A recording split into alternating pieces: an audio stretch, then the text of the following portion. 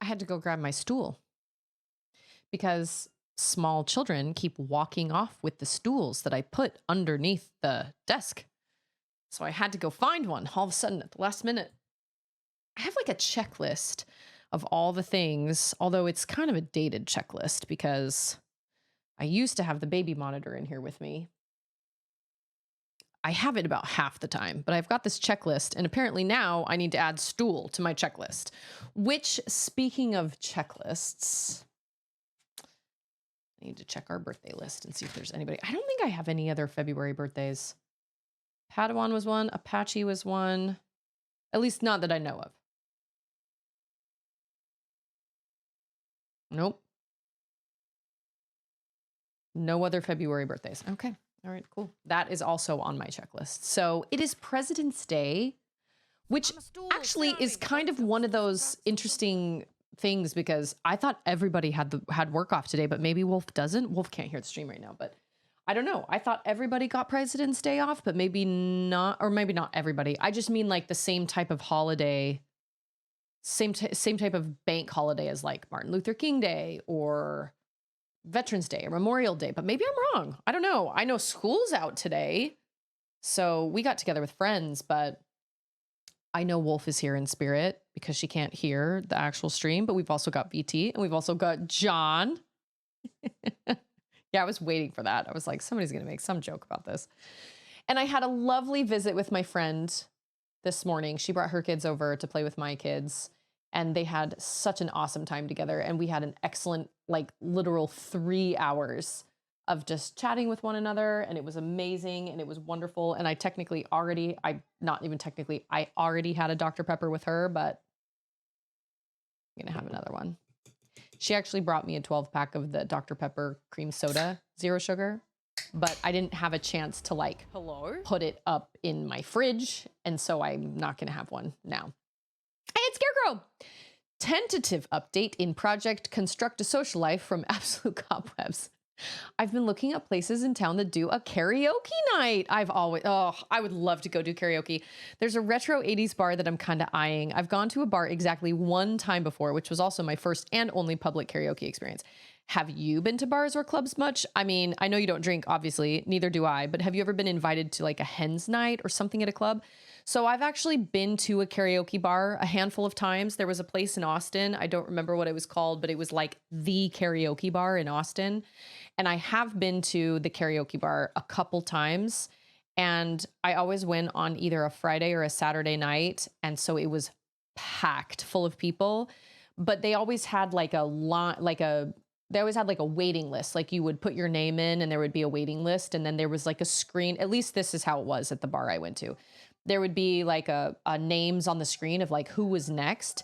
I thought it was an absolute blast. I loved it. I had a really great time. My only issue with it was the fact that the night, like the crowd really only got kind of like big and fun and kind of crazy really late.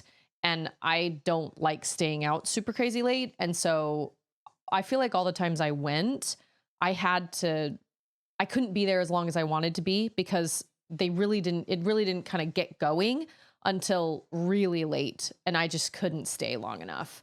But I've always wished I could go back. Like I would love to do karaoke. That would be so much fun. And it's Terminal.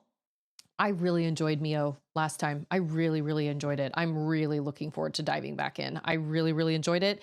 It was so different than I expected it to be. It's so much more ethereal, I guess. I expected kind of hard sci-fi, but it feels very, I can't even come up with the term that I'm thinking of. Ethereal, like the music is very ethereal. I don't know. I can't really describe it, but I wish. Oh man, Scarecrow, did you ever do Twitch Sings? Were you did you hang out on Twitch at that point? Did you ever try it? Because that was just wonderful. There's also a karaoke app called Smule that I know people have tried to kind of fill the Twitch Sings void. I know that the Twitch Sings Discord has Smule channels, but it's just not the same. It's just not the same. I know there are a lot of TikTok and YouTube, mostly TikTok channels that will that will like legitimately play out a part on a piano or a instrument or something, and they'll do one part, and then they're encouraging people to stitch with them and like finish the song and post it on social media. So there are lots of places to kind of do karaoke, but Twitch Sings was really kind of like, I understand why they got rid of it. I bet it was a copyright nightmare. You guys want to see Ander? There he is. Ander in the wild. But Twitch Sings was really kind of like the go-to place because it had such a big reach, because it was, it was all across. Well, and then also, of course, during like the pandemic and everything, it was a place where everybody could kind of retreat to. It was such a wholesome community.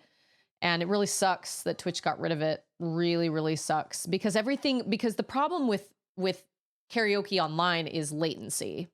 You could never sing with somebody live because there was always a latency issue with your microphone or their microphone or your headphones or their headphones or whatever.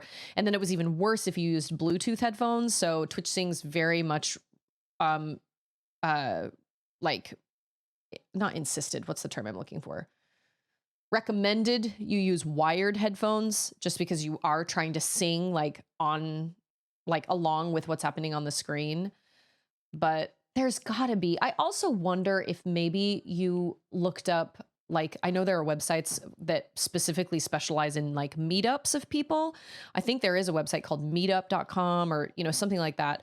Some sort of, or maybe Discords or something, where people in an area actually, like, there might already be groups of people that go out specifically to do karaoke together. And I know that's a big step, but that just means you don't have to do it yourself. You don't have to build that up from the ground up. There's probably already a group of people in your area or maybe close by that maybe frequent karaoke bars or something like that. I mean, I feel like that's something that people would put together. I don't know if meetup.com is still a thing. Is it called Meetup? I don't remember, but there was like a website there for a while that it was like, if you were looking for people with your same interests, this was the way to do it. If you were looking to meet new people, or you were looking to, and they had, so let me see if it's still a thing. I know I have really considered, I would love to use wireless headphones. I don't know if this is a meetup.com.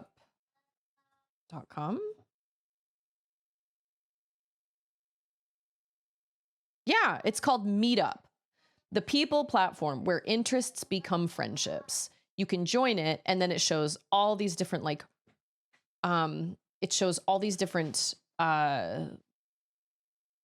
groups that have posted Friday movie nights, cooking classes, upcoming online events.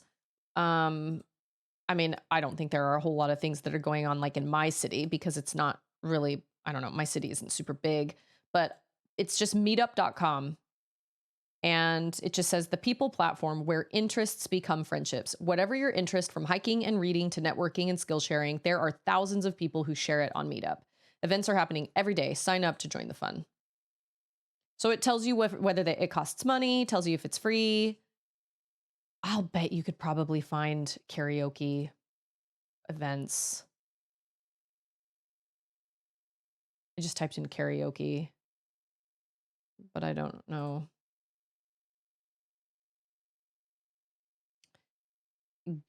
This is called Get Down on It. This is obviously the same group that's posting. There's one that says, let's sing Chinese songs together. There isn't a whole lot of karaoke in my area, but that's because I'm pretty sure we just don't really have any karaoke places really around. If you live in kind of a bigger city or have like a more areas. Oh yeah, Mac, that's right. Mac, happy President's Day. Events at local libraries. Yeah, that's true. Also, I don't think they would do karaoke at a local library, but you never know if you go. I'm sure they probably have like Dungeons and Dragons types of things at the library. I know that our library does something called like a maker's space, where you can come and bring stuff you're working on and finish it, or craft or whatever. They had like 3D printing stuff. They have Pokemon every weekend, which is for like all ages, like 11 and up or something like that. They have like Pokemon days or something like that, libraries are great places to find events. But I would say for karaoke in particular, I would search either a website like meetup.com or like Discord. See if there's some Discord like in your surrounding area. That's what I did with LDS Gamers. I was like, there's got to be, I was actually thinking of making one, but I thought there've got to be other people out there that share like my same faith and my same kind of values, but that are also into video games. A place that like this channel that has, that's family friendly, that has, that upholds relatively solid values, that there isn't any crazy language, there isn't any bullying, there isn't any, anything like that. And sure enough, I looked around online and I found the LDS Gamers Discord. So I think through the power of the internet, I bet you could you could find something. And parks and recreation centers, true. That's true. Yeah, most of the time they cost something, but Max says there's a variety of stuff. Ooh, that went right up my nose. That happens around me, and some of it happens in the evenings. Book clubs, cooking classes. Do you know what you could also do? I don't know. Maybe this is a big step for you, Scarecrow, but you could join a musical. You could audition for a musical, or like a play or something like that. That's like a legit.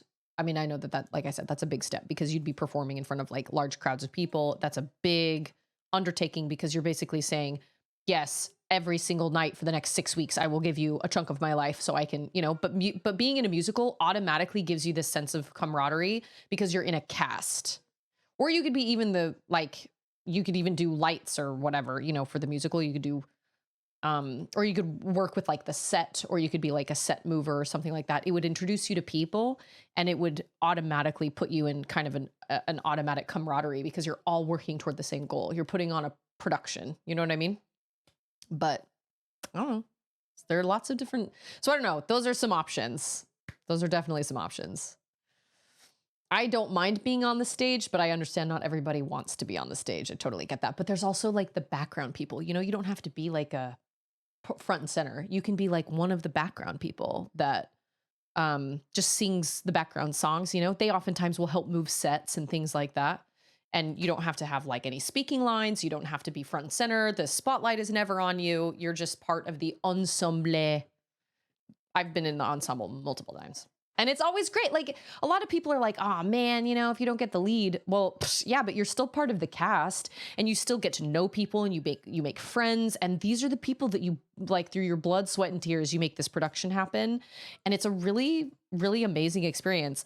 A lot of people keep those friendships for a while. Sometimes the friendships don't last through the production, like after the production, and you have your cast party and then you're like, we're going to talk to each other for the rest of our lives. And then you kind of drift away from each other. And that happens. But sometimes the friendships do stick. And sometimes people, especially if you are regularly involved in like a community kind of theater situation, you get the same people that audition every single time. And there starts to be a lot of camaraderie in there anyway, because you get like the same group of people that come through every time. I noticed that when I auditioned for a play in Austin. I think I was auditioning for Footloose, and I could tell that the person that was teaching us the choreographed dance that we were supposed to do for the audition, which could be for your musical, it was a short thing and it was relatively easy, but I could tell that most of the people knew each other. And I was like, they've probably been in like every musical since they turned 11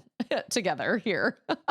Hey, it's DJ BJ. I would get terrible performance anxiety auditioning for theater productions in college. I get that. However, this is something I try to teach my own girls, and then also the girls that I teach like at my church, is that just because something is uncomfortable and hard does not mean it's bad. Sometimes it can push you to grow and flourish, and maybe you can do things that you never ever thought. Could it be uncomfortable? Sure. Could it be anxiety inducing? Yes. But there are very important things that we experience in our lives that induce anxiety that are not bad.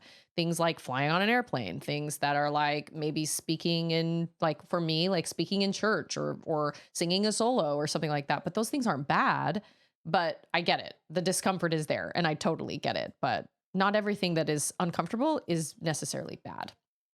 So I hope you keep us posted. I hope you can find something. I love karaoke, and I wish we had more of it around here. I also grew up with a yeah, Trekkie, YOLO. I also grew up with a dad that like it wasn't an option for me to be like shy. Like my dad, that was just not even an option because that wasn't how my dad functioned. And I grew up watching these plays that my dad did. And I grew up like talking to actors. Like my dad would take us behind the scenes and we would go meet the cast and everything. And I grew up all my life performing. My mom was always, I have a video somewhere of me when I was like 4 or 5 singing Castle on a Cloud in front of my entire school, standing on a stage with a spotlight on me, and my mom kept messing up the piano. But like now that I'm learning a song for Charlotte to sing and me accompany her, I totally get it. And every time she comes in and starts like singing the song while I'm playing, my brain immediately turns to scrambled eggs, and I'm like, oh, and I totally forget where I am. And because I'm technically not looking at the music, I looked at the music to learn it, and I really only have it memorized. It takes a total brain shift. And when it comes to singing and playing the piano at the same time, I have so much respect for people that can do that because I cannot. I cannot. So I'm sure. And you know what? Here's the other thing. I know that there are other people out there that are feeling exactly the same way you are. There are people out there that are craving community, that don't know how to find it, that have similar interests, that want to belong into, in some sort of community, that want Anders says you can join the church, which is true. That want to belong, that want to have friends, that want to, get out and do the things they love together and like have camaraderie. I know there are so many people out there that feel exactly the same way. You just got to find them. But that's part of the beauty of the internet, right? We can find people that we may not have been able to find otherwise. I was going to give up on the accompanist thing because I was like, I can't do this. I can't do this. I was having a really hard time with the beat in this one area, and I was really, really having a hard time. And then one day it finally clicked. And ever since then, he says, I'm going to allow that. He's just a shill for the church. I don't even know exactly what that means. He says he's just a shill for the church. I kid. I'm sorry. I don't know what that means either. A shill? SHILL? Does that mean he's just a spokesperson? I mean, to be fair, that's exactly the type of thing that you get in a church congregation. You get that camaraderie. You get, you get, he's an accomplice. But John Steed says something right, though. I feel like joining a church just to meet people won't end well, which is true. That's true. Yep. 100%. Depends on the church, but often, yes. Yeah. So it's worth looking into. But I mean, Andrew does have a point, because you also have the same type of thing. You have people that are coming together because they share the same values, because they want camaraderie, because they want a sense of community. They want to be uplifted, even if it's not the Church of Jesus Christ of Latter-day Saints. Churches oftentimes draw people that are looking for all those same things, so. Coming in. Oh, he's coming in. Oh man. Okay, hold on. Oh, and listen, we have this like ethereal music playing. Where am I? There I am. Can you hear me? Does that pick that up right there? Oh yeah, they can hear you. It's funny that you mentioned that, because I actually had a client, this whole conversation about community and stuff, and a little bit about the church and what. I had a client with a guided fishing trip the other day, who was an atheist, said he was an atheist, and we ended up talking about the church pretty much the whole 5 hours of the trip. Not because I was necessarily trying to, but he wanted to just ask a lot of questions about it. It was just a great conversation, just genuine conversation, kind of coming to an understanding of one another and whatnot. I was able to clear up a lot of misconceptions that he had about the church. He thought he knew about a lot about the church, and at the end of the conversation, he said, I thought I knew a lot about the church. I wrote a 40-page dissertation, is that the word, on it, and in college, and I thought I knew a lot, and you cleared up a whole lot of things. But anyway, the point I want to get to is the It's a big fact game of telephone. That's what it is. that that's a different thing. Um, the point I want to get to is he said, the one thing that I am jealous of when it comes to religion is I am jealous of the sense of community that churches and religion brings. And that was the one, he said, that's the one thing that I am jealous of when it comes to religions and church and whatnot, is you have just kind of this built-in sense of community. He said, I could go and I could join, some atheist group or whatever. I'm sure I could find some atheist group, but he just said, he's like, but, I don't have, I'm not like passionate enough about it to actually go and find, a group. But he said, but I am genuinely jealous of that one aspect. So anyway, it's interesting Will you that put y'all these bring on that up. for a second? Switch your glasses out.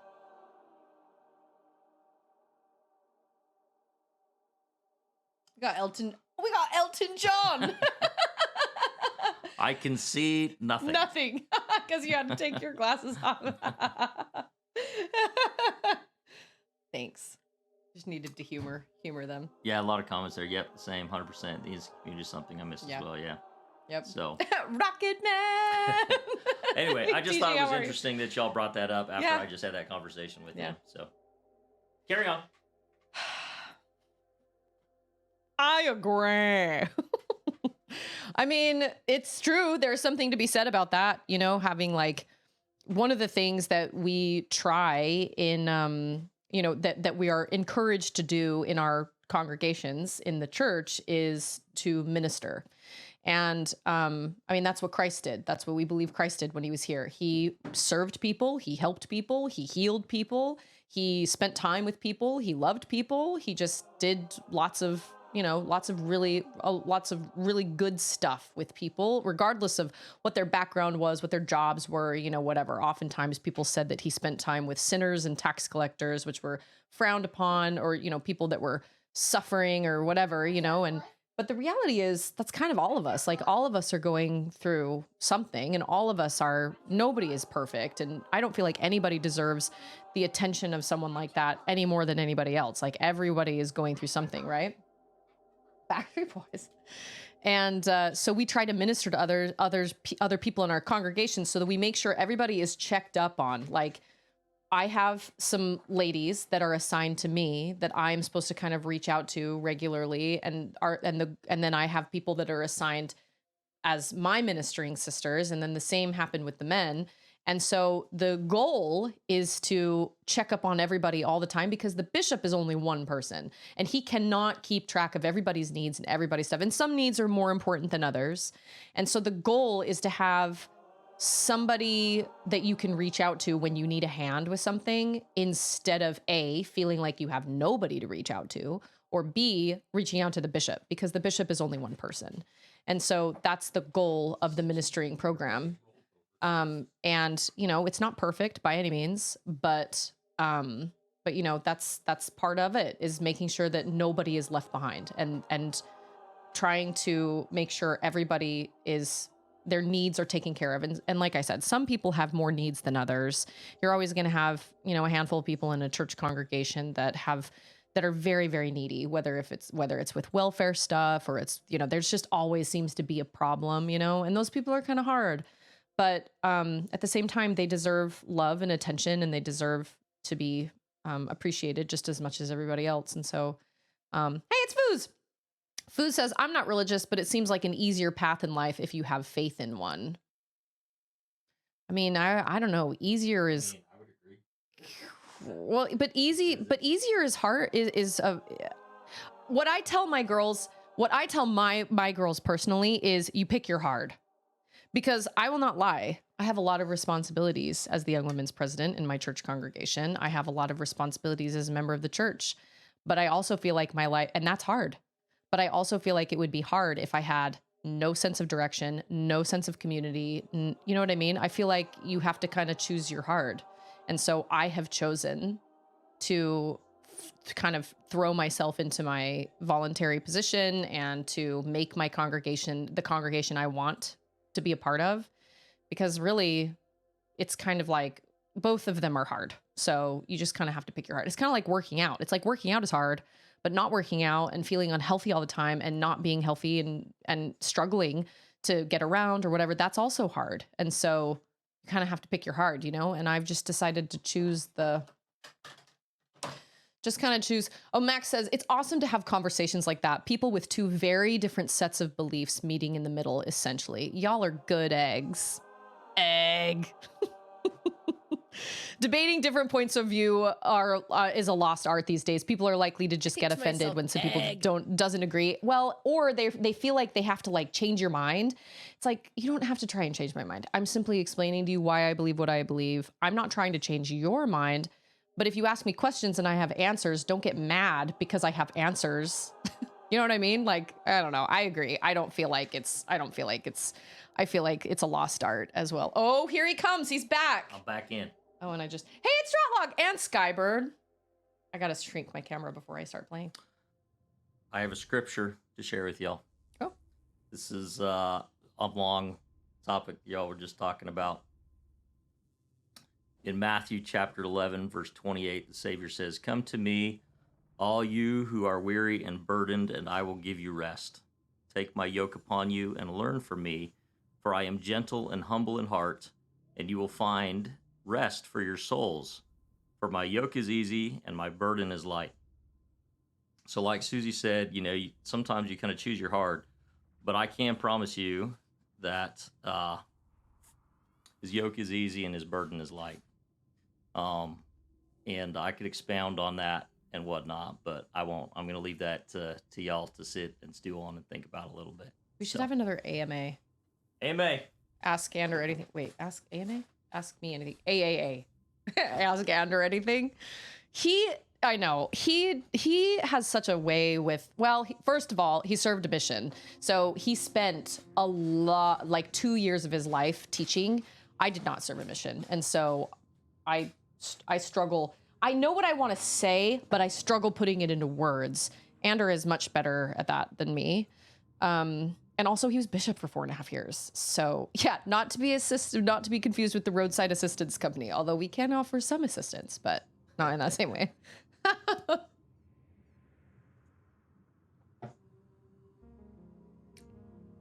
Scarecrow says, I don't know if you'll agree with this, but faith and beliefs aren't something you can just sit up and decide to have. Beliefs are a result of becoming convinced. It wouldn't matter how much I'd like to belong to something like that. AAA for your roadside and or spiritual needs. I don't know. Do you have anything to say to that?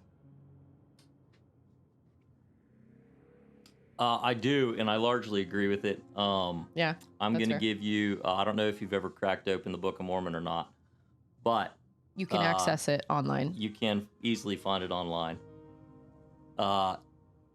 Take a minute and read Alma chapter 32. It's Cage! And Alma chapter 32, it's like a page or, a couple pages or something like that. It's not real long. So Alma chapter 32 in the Book of Mormon kind of touches on that a little bit. So anyway. Because it's true. It's true. You can't just one day be like, you know what? I believe this. That's fair. That's totally fair. So there you go. See, he's got like scriptures up in his head. I don't have that. I'm like, I mean, kind of, but not really, not nearly to the degree that he does. Okay, we can go 2 ways. Actually, no, that's not true. We can go all the ways, but you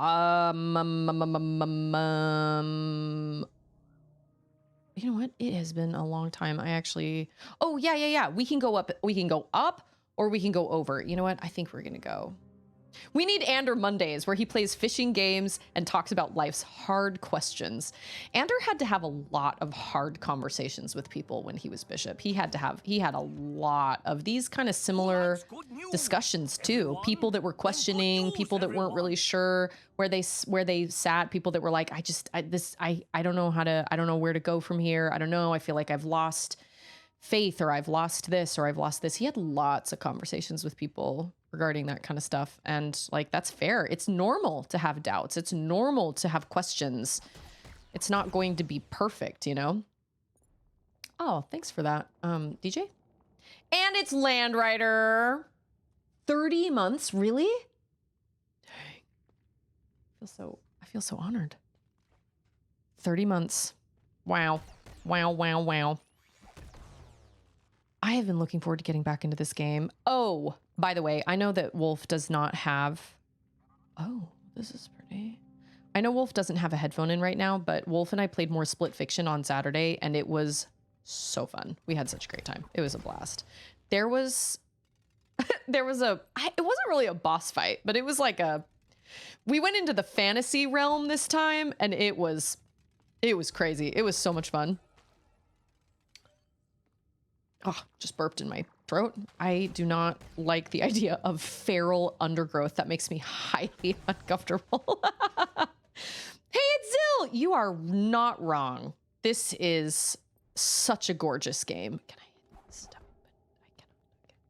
Oh, I think I'm supposed to do this. Oh, no, wait. That. Oh, no. Just kidding. Yes, baby. I'm playing Mio. Yes, the animation is great. Is this gonna kill me? Oh my gosh. You just got a hype train. Thanks, guys. We did! Scarecrow coined that for us on Saturday. We did. We had a little Palantines. It was really lovely. We had a good time. But it was like... It was kind of... I don't want to say sort of last minute, but it kind of was last minute. Just a little bit. What is the point of those? I ask you. I bet I can't even. I know. I didn't have my camera on, but my mouth was just hanging. It was just agape the entire time. That game just astounds me. I can't even. I'm totally can't evening right now. Yes. I am totally can't evening right now. This is so pretty. All the colors. Getting a bunch of little knot grates. Oh! Oh my gosh, he just annihilated my whole... What happens if you hit him? Oh, there's a... Oh my gosh. Okay, I'm scared because there are multiples of them. Okay, all right, it's fine. It's totally fine. Oh, traveler's log. Oh, there's a guy in the water. I love stargazing. Everywhere around us, there's something to see. Light, colors, shapes, you name it. It made me realize how wrong things were back home. It shouldn't have taken boarding a spaceship to be able to watch the stars for the first time. True. They are a precious spectacle, a reminder the universe is infinitely vast, and we are but a tiny speck of dust, a comforting thought, at least to me. When we reach our new home, let's be sure to preserve a starry sky for our kids, all right? Yeah, my girls don't really see a lot of stars at night, unfortunately. I assume that will kill me if I fall into it. Also, I've been listening to the book The Ritual, which is based... Oh, I'm sorry. The book was released, and then they made a movie of it on Netflix, which has always kind of semi-fascinated me because the monster in it is, like, supremely creepy. But I am not gonna lie, man. He really needed a better editor. Maybe that's what I should do. Freelance editing. It is so wordy. He takes 2 pages to describe fear. And I'm like, look, I get it. We're scared. We're alone in the woods and we're scared and everything is scary. And I get that. But man, there is like, it's so wordy. Oh my gosh. He takes so... How many times can you describe somebody being scared? It's called The Ritual. It's a story of like 4 friends that go backpacking in Sweden, and they're backpacking. They went to university together or something, and I think in the movie they're getting together to like remember an old friend of theirs that passed away or something. But there is no mention of that in the book. But it's these 4 friends. 2 of them are pretty fit, and 2 of them are not, and one of them like twists his ankle or something. And so, of course, one of the friends is like, this is going to take us forever to get to where we needed to go. I say we take a shortcut through the woods. And we all know what happens when you take a shortcut through the woods. Something tries to kill you. Yes, ma'am. Almost. So I was really excited about it. And it does definitely have some spooky parts. But man, it takes so long to get there. It's a slow moving book. It's a really slow moving book. The idea of it is really, really creepy, but man, it is just really slow moving. And I don't know if that's supposed to be because it's supposed to feel like a slow burn, but it really just feels like a slog. So I've made it halfway. I feel like I should be 3/4 of the way through it right now, but I'm not. I'm halfway, and I'm like, we could have cut out easily at least 25 pages at this point of just wordy, different sensations. This author feels the need to describe every sensation that's going through a person's body. But when you do that over and over and over and over and over again, it just gets really repetitive. There have been some really creepy moments in it though. But the, oh, Landrider, I didn't even do a song for you. Gosh.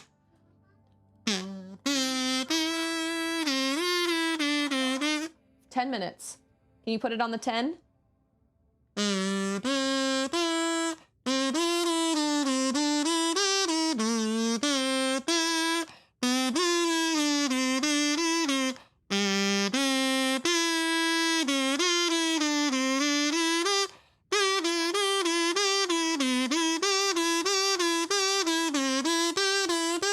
What? Yeah, that's perfect.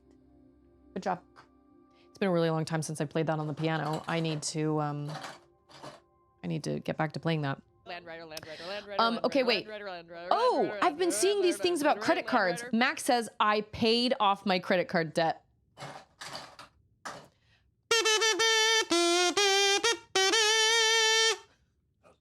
That was absolutely appropriate. That is fantastic. Good for you.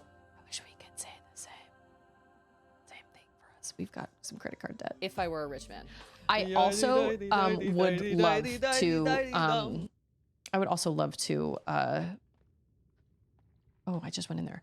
I would love to play the Darwin's Paradox. Have you played? Wolf has played it. I don't know if Wolf is listening, but that has been added to my backlog, yes, because I think that game looks absolutely adorable. Oh, it looks great. I say adorable. I just mean it just looks really fun. Wants to launch something at me. I have looked up a couple scenes from the ritual, and it is very, very mature rated.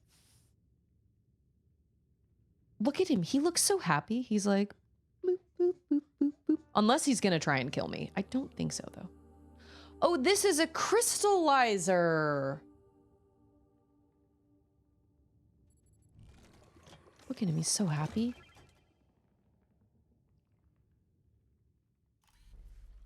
Okay, so this is like stringing your rosaries. Got it. Oh, that was this was the thing. He does. He looks like a friend. Look at him. He's just kind of like bouncing. He looks so happy. Okay. Keep in mind that is a crystallizer. This is Coos. Sorry, Coos. Sorry, man. That's a bummer.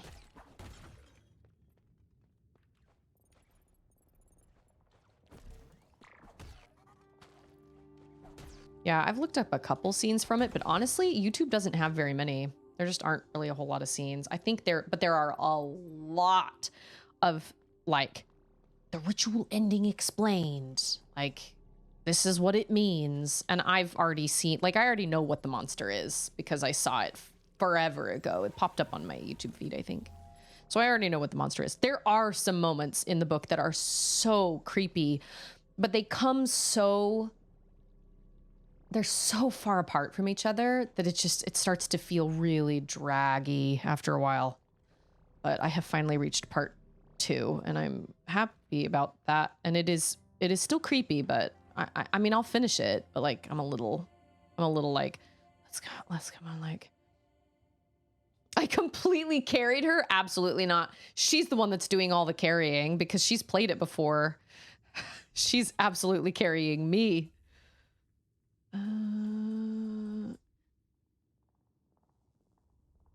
I gotta be honest. I am astounded that I have not found any more save points. There are none anywhere around here. Like, oh. I have not found another mother. Can't handle the pressure. Oh.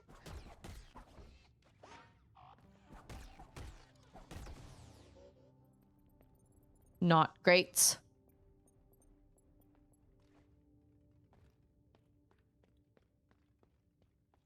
Yeah, Charlotte was like, this animation is so pretty because it looks like it's been like hand drawn with all those little, all that little shading on it and everything. It's so pretty. Oh my gosh!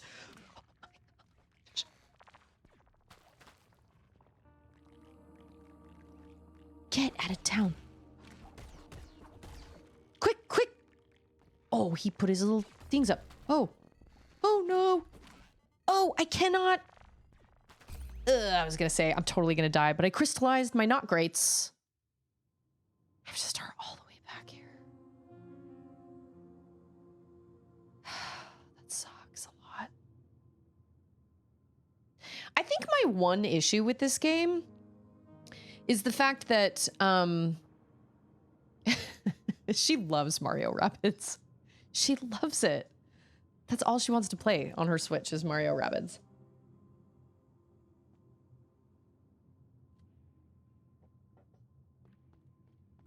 I kind of... Oh, never mind. Oh. Yeah, okay. Oh, wait, hold on. Let me check my map. I kind of wish that they would use the regular A and B button functions. But they don't. Everything is like, I mean, B is back, yes. But X being like, X being the right, like the accept or whatever is really kind of messing with my brain. I don't really know why, but. So if I go into my inventory, I should have.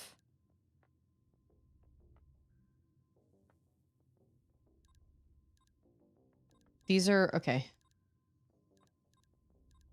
This is a small part of it. Okay.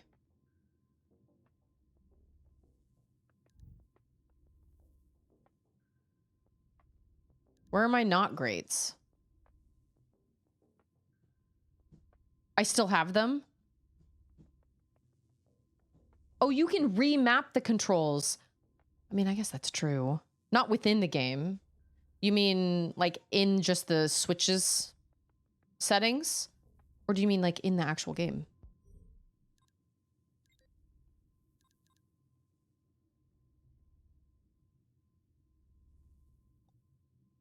Oh my goodness, it says remap controls.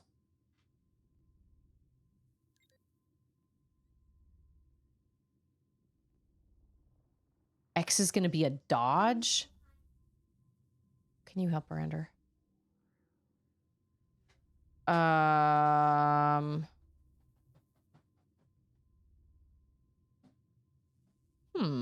Well, it looks like we're going...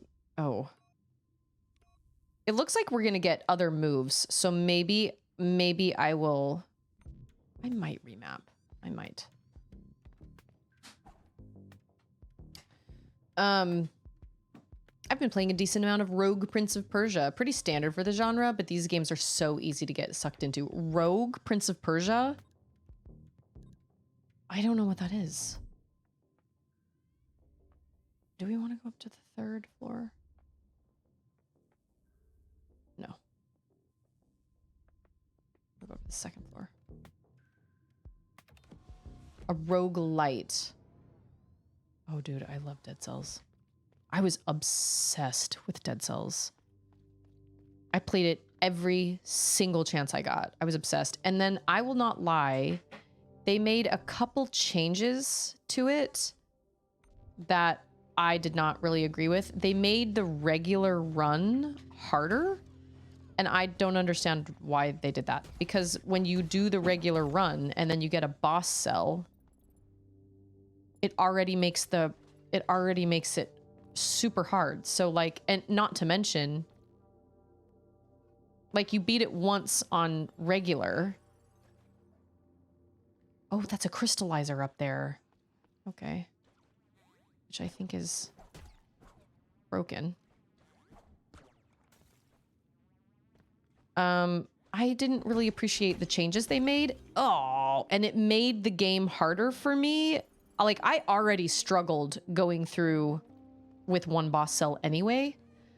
And so the fact that they made just the regular run so much harder, I just did not appreciate that. It made me put it down. Because I was just like, this was already like so hard. Thanks, Outcast. I just didn't realize why they did that.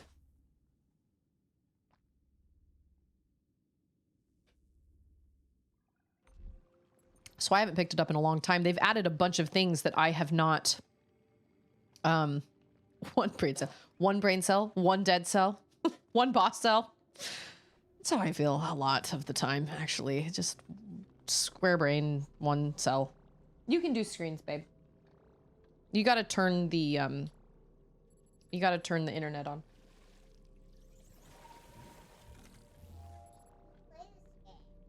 Okay, well, just let me play. Don't tell me how to play. Because sometimes she'll be like, Mama, why aren't you doing this? And I'm like, child, do not tell me how to play.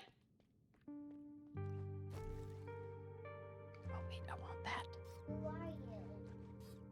I am Mio. Who's Mio? That is Mio. That is Mio. I think it's a she, but I actually think it's a robot. So robots can't really be he's or she's. Yeah, she is.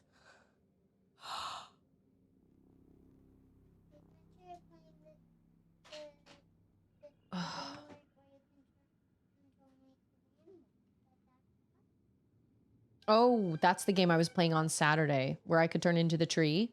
Yeah, that's the game I was playing with my friend on Saturday. Oh me, oh my. I'm tired. Okay. Okay. I feel that. I can feel you. Oh. I think that's from the Lego movie. Do you feel me? I can feel you. Woo! I love everybody in this room right now. Which guy were Oh, you can't. Oh. which guy I got it! Dark Enchantress cookie! And it wasn't by luck, I earned it! It took like 2 weeks to work! Let me see. Auden. Let me see. Hey, it's Chin. Shio. Not Mio. Shio. He looks. Oh, never mind. Robust. Yeah. What's the, oh, wait, no. I feel like I have a modifier that makes your thrust, like your last move in a combo more powerful or something. What's it called? I can't remember what it's called. No. This music is so good. I did not know it was gonna have a soundtrack like this, and I love it so much. Can you jump on air? Yeah, I was smart. Oh, this is a coding component, kind of like a piece of heart. Is Whoa, this goes forever far. everything turned into Yeah, everything has been turned into ice. Am I supposed to go this way? I honestly don't know. I don't know. Everything's cold right now. Oh, we just found a shortcut. Where? Fantastic. To my mother. Basically. No, I don't know what my goal is, but this is going to get me to the save point. I cannot believe there are, like in Silksong, we would have at least found 2 benches by now. So the fact that I have to come all the way back here to save is kind of crazy. And or Mondays, odd and Tuesdays, and Susie finally gets to the game on Wednesdays. That reminds me of look, here's my mother. She just wraps me in a little hug. I mean, kind of. She kind of lays everything.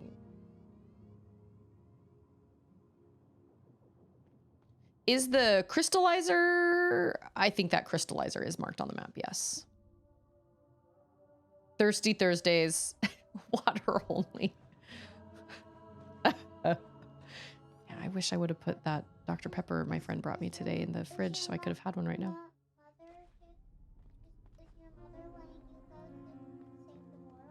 Yep, my mother is letting me go to save the world. I'd beaten the game before picking that one up because I'm good at smart. Well, all of a sudden as I was jumping, I thought, I think it's right below me. Right now. I love the music. This just is super random and doesn't have anything to do with anything we were talking about. Have any of you guys ever used the streaming service Tubi before? Is the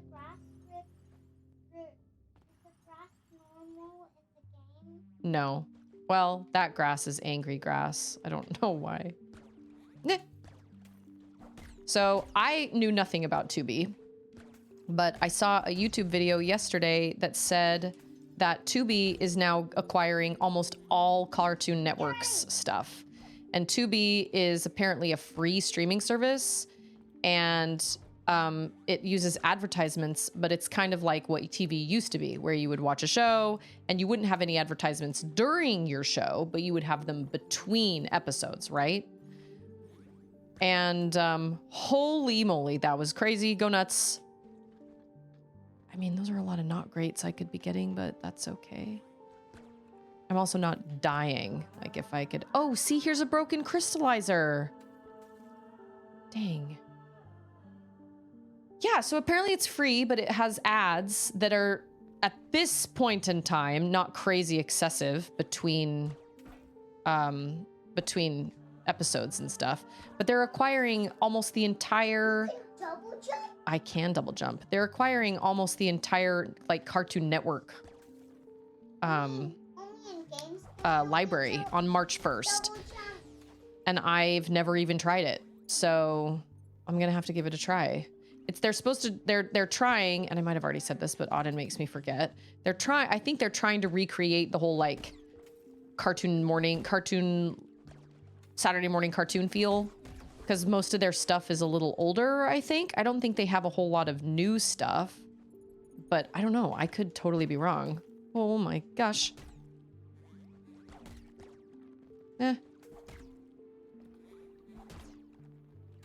Just smacking both y'all in the face. Every time you try to shoot me, I'm just gonna smack you both in the face. But I've always seen, like, free on Tubi, and I'm like, what is Tubi? But apparently it's... I'm doing what now? Absorbing tendrils?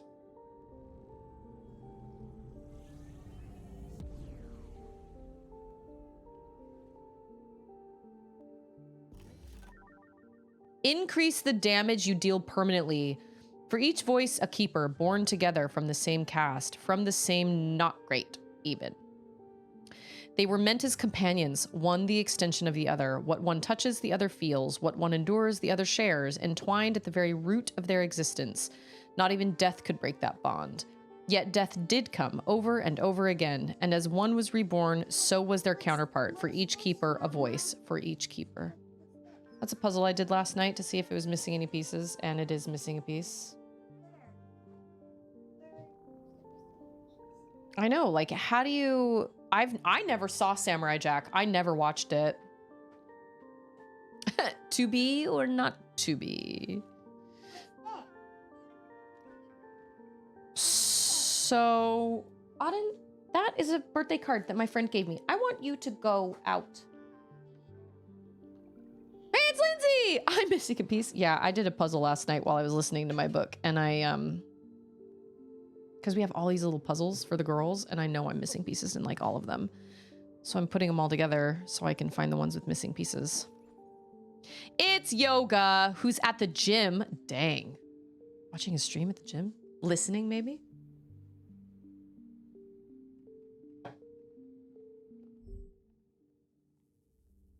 Oh, I can go this way, maybe? Oh, I didn't realize I could go through here. Yep, new game. What am I hearing? I'm hearing something. Something's above me, maybe?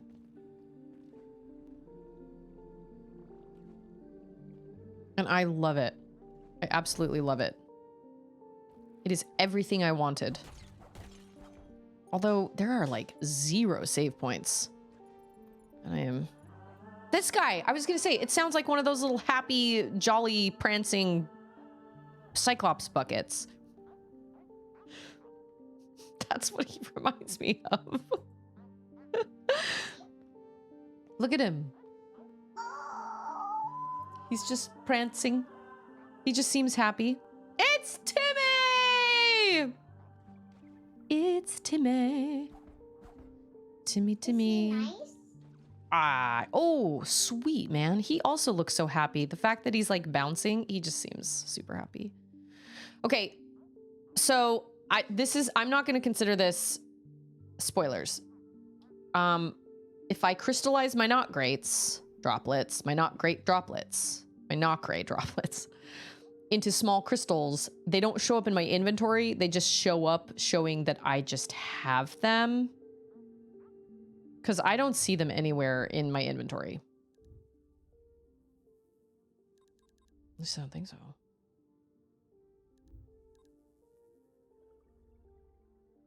What's this? Forebear's Legacy. Increases the damage you deal permanently. They're at the top of your inventory? Oh. Like right above where I am right now. That shows how many little not greats I have.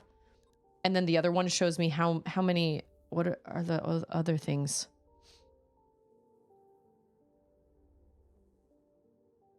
I honestly wonder if iPad kids, and I mean really chronic iPad kids, will have things they're a big fan of the way we do, or if all will just be a blur for them. That's a really, 121 liquid, 148 solid. Okay.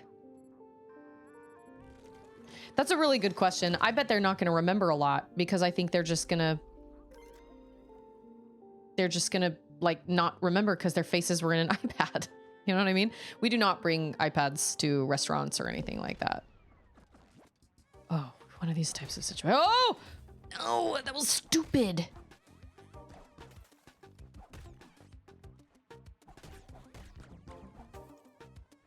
Come on.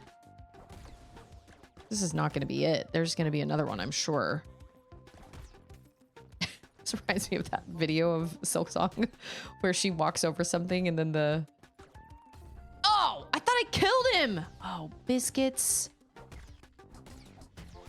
I was going to go back and forth and then I didn't. Boo. 17 not greats. But she the door closes and then she runs back up to it and like starts banging on it and she's like, ah! That's how I felt every single time the doors would close and I'd be like, please let me out. I'll never come back here again. It's fine. I remember stuff I read in books much better than on screens, but I remember where on the page it was even better than I remember thinking the actual thing. You know what? I also can remember exactly like where I was when I heard certain parts of audiobooks. Like on my I have a couple different routes I take on my walk. I kind of switch it up. And but I have legitimately, like, I can remember exactly where I was, even on the route that I used to walk in Austin. I can remember specifically where I was when like certain twists dropped, or when certain characters were introduced, or when I started books or things like that. It's kind of crazy, but I can remember like exactly where I was when I heard this character for the first time or whatever. Ooh. Ooh. I like the sound it makes. You know what? I actually might be able to break that. I also might be able to break this. Winter Olympics. Yeah. I don't play games like this typically, but I've been watching people play it and it seems so fun. I'm loving it. Yeah. But I love Metroidvanias like this. All of them. I added constants to my backlog. And on the constants page, like home page or Steam page or whatever, it said something like similar games or something, and all of them were games I love. Silk Song, Hollow Knight, you know, and I was like, okay, that's good. That's great. It's fun to watch, painfully fun to play. I would say that about Silk Song for sure.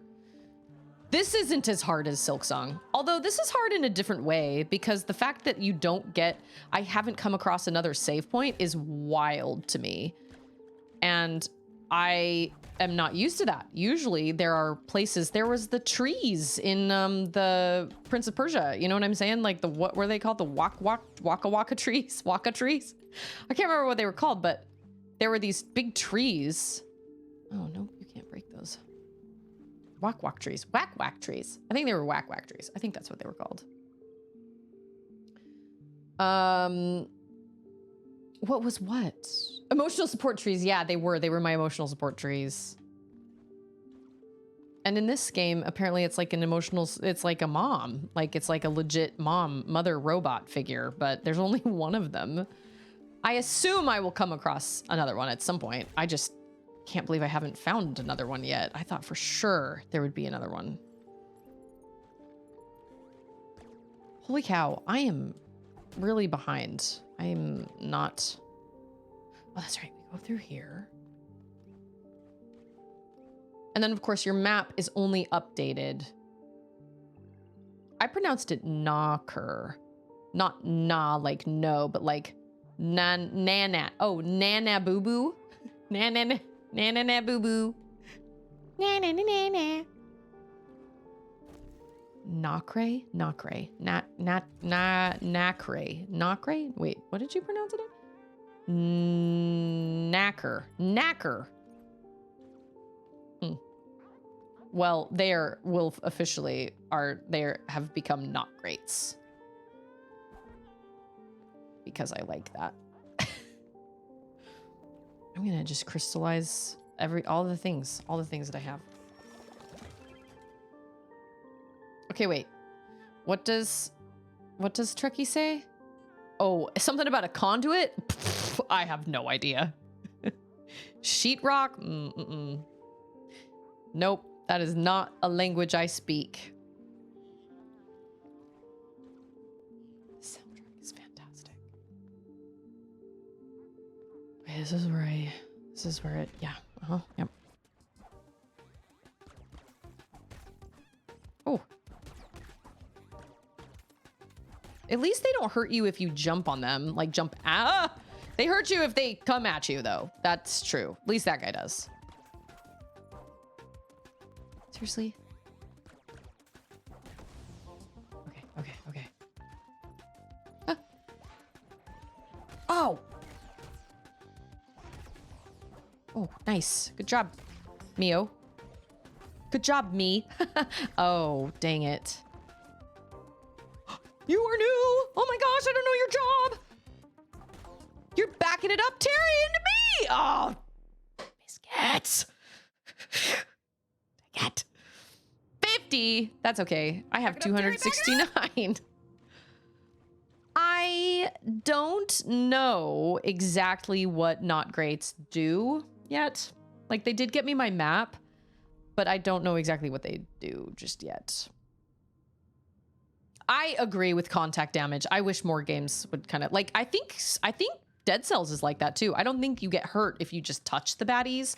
They have to actually attack you, because if you just touch somebody, you don't get hurt. Even if they're like a, you know, even if you touch Frankenstein, it's not like just touching him is going to hurt you. It would be nice if they would not have contact damage, but it's hard to keep straight which games have contact damage and which don't, because I'm pretty sure in Silksong there is a lot of contact damage. Winter Olympics 2026, Mio representing, I don't know what, this planet, I don't know. I have not watched any of the Olympics, but you know what, I actually blame straight up the Olympics for making it so hard to watch them. It used to just be that they were just on ABC and they were just on TV. But now where do you watch them? You got to have like a streaming service. You got to have like, where do you watch them? Am I crazy? I feel like it is hard to watch the Olympics now. Although we don't have a lot of interest in watching the Olympics, to be totally honest. I did think Charlie Puth did a great job singing the national anthem at the Super Bowl, though.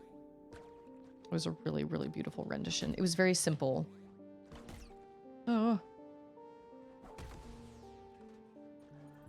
I could never do that. I could never sing in front of that many people. And I know that that's kind of a pop star's job, is to like, you know, that's what they make their money off of doing. That's how they make their money, obviously. But like, man, I don't know if I could do that. All the stuff, you know, when I was younger and I would sing for things and people would be like, you should do this professionally. And I was always like, yeah, I want to be a pop star. I would never be able to. I would never, ever be able to sing in front of that many people. That would be so scary. But I guess you just get used to it after a while. I need the thing. I need my coding. Oh my gosh. I don't know where it is. Oh, that's where I need to go. Right there. I don't need to go up. Clackalacka. Oh my gosh, I love that name. I was just watching the Olympics and I missed the last American ski jumper because they aired a commercial over it. Well, of course, yeah, over it. I guess. Wait, no. Did they always do that? Did they used to do that? Over the Olympics? I've heard that they've been recreating the I've heard that, and I don't know exactly how much truth there is to this, but I saw some YouTube video about AI, and that they're doing, like, they'll take the photos of the like Olympic finalists or medalists or whatever, and then they upload pictures of them that are AI generated. So it like skews them, kind of uncanny valley kind of. Imagine being the very best in the world at your sport and then having your medal picture generated through AI. Makes zero sense. Where am I?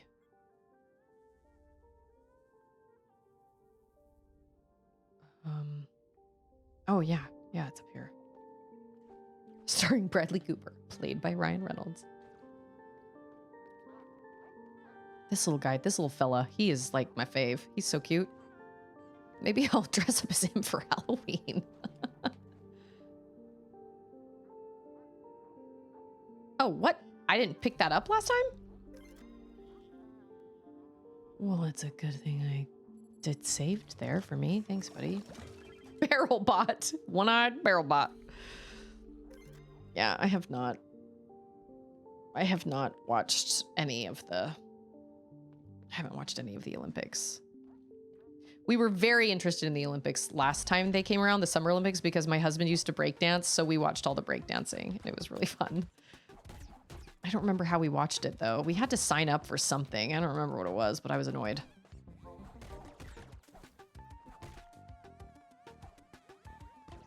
Oh my gosh. I'm not gonna lie, the not being able to hit downward does suck a lot.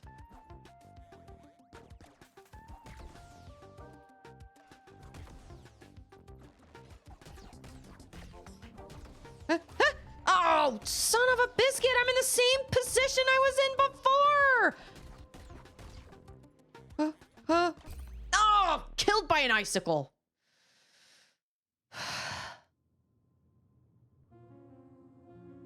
Man, this run back is so long.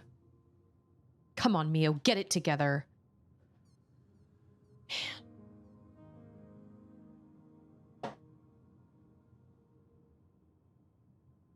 They probably won't cover that skier with a commercial tonight on the rerun. Probably just like, everyone's working away anyway in America. That sucks that they aired a commercial over it. That's terrible. And I know that the Olympics are happening and they can't be like, oh, wait, we're on a commercial. Don't go down the hill yet. Like, I know that they can't do that, but you'd think that they would be able to plan better. Hey, lass, you travel around a lot, right? Mind if I ask you something? I sent my scraplings off to scout the ship so they can bring back more equipment, but they're late. If you come across any of them, be a sweetie and send them back to me, okay? Once they get back here, I should be able to prepare more stuff for you. Don't expect a discount, though. That is rude.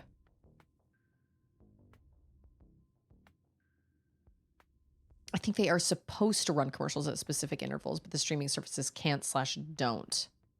Interesting. Oh, Chris!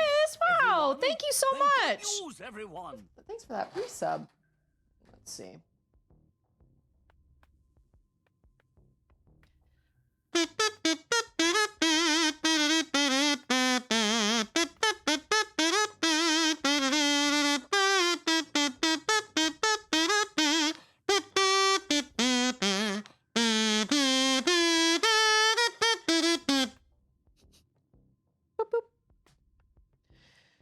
Okay, a modifier extension. Okay, wait. So I have one old core. Is that right? I have one of them, but I have 372 not greats.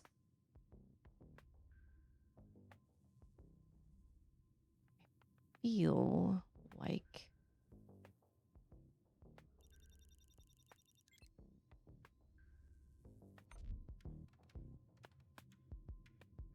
okay, let me go back and I don't know what. Okay, wait. Own a musket for home defense, since that's what the founding fathers intended. 4 ruffians break into my house. What the devil? As I grabbed my powdered wig. What the? Oh, tally ho, lads. Tally ho. I say, tally ho. Oh, whoops. See?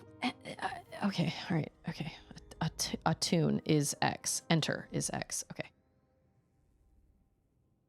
But oh. That's the one. Kinetic thrust. Oh, insufficient capacity. Oh, boo. Darn. Okay, what do I have? I have co-repair at not great basins is free. Displaying enemies' remaining health. Displays my status on the screen.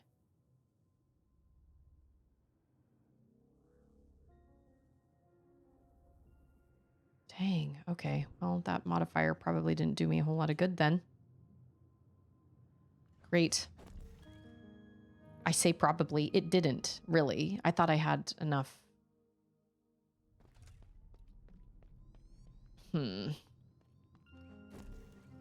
Let's take another way this way, since we have run this way so many times.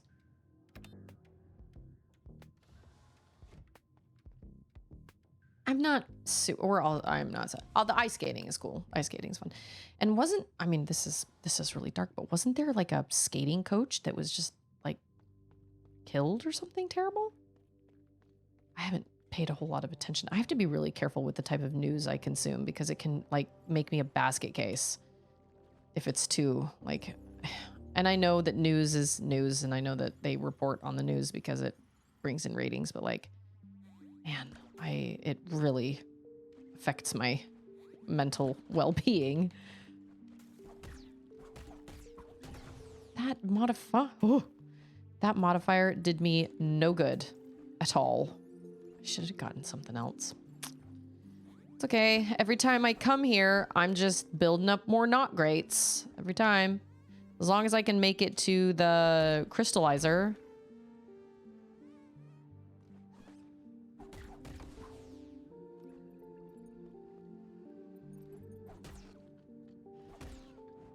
Come at me!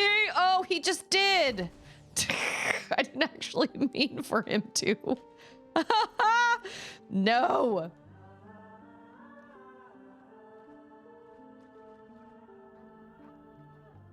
Man, this music is so lovely. The ice slides. This game has its moments of lost frustration for sure. A lot of wandering and backtracking. Well, yeah, especially if they're not going to give you a save point. You die, and then that's just it. You have to go all the way back. It's like bile water all over again. Bile water or the sands of... No, not sands of Karek. What was the other one? The Blasted Steps. That's what it was, Blasted Steps. Where it was like, oh my gosh, every time I die, I have to start all the way over at the very, very beginning. But we did it. We did do it eventually. At least they give you the opportunity to crystallize that stuff like the second, but right before you come in here, which is nice.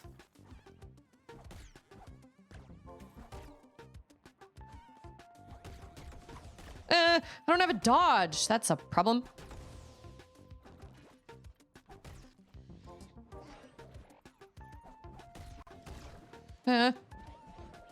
Okay, that was cool. If I can go into this next part with more life than that, that is awesome. No! Get him! Before he gets you! Yeah, good job. As if I'm not controlling this character at all. Those guys aren't so bad, but when there are two of them... Give me those not greats. I'm sorry, not great droplets. Yeah, good job. Okay, I'm gonna go crystallize those not greats real quick. And I actually think there's a coding place that was like right beneath me, right? Here's a BBC headline you don't read every day. Norwegian ski jumpers are skeptical of reports that male athletes are injecting their penises in a bid to improve sporting performance.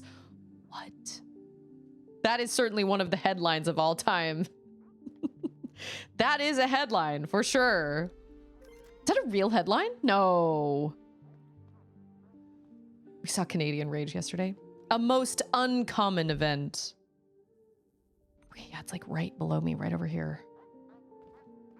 Yeah, what are you talking about? Canadians don't get mad.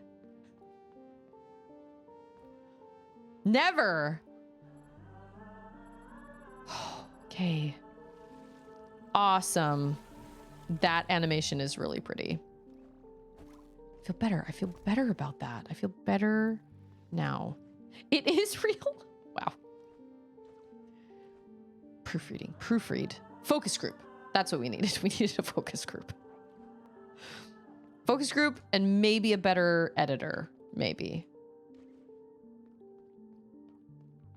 Curling to me is so funny to watch. Ah! Oh! I didn't realize that was... Okay. Can I think that's a shortcut.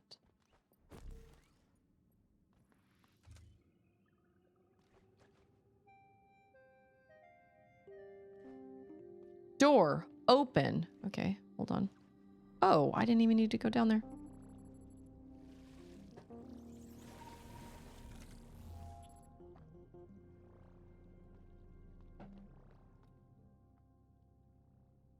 I think I am supposed to open that door. I think it is a like a like a shortcut. Oh, yeah. Did you know Metropolis has its very own pearl, a warming presence we call the blood. Is that my mother? Of all the places to cheat, you wouldn't think it would be at the time of the Olympics with 50 cameras. I know, right? What are they thinking? Oh, okay. I don't want to go all the way back down there to that save point because I'm gonna die and But eventually I end up there love you. anyway. Bye, Lindsay. Have an excellent Monday. Have an excellent Monday, Lindsay. Have an excellent Monday. Oh, here we go.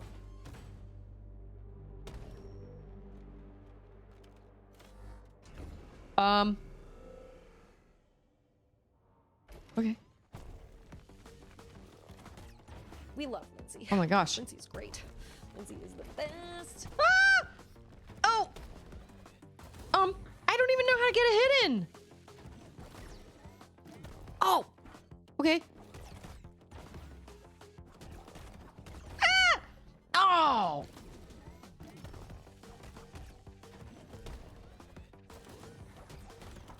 Ah. Oh my gosh. Oh, I knew it. I was like, wouldn't that be amazing if I did it in one shot? No. Oh, you know what, though? I think I opened up a shortcut. 4.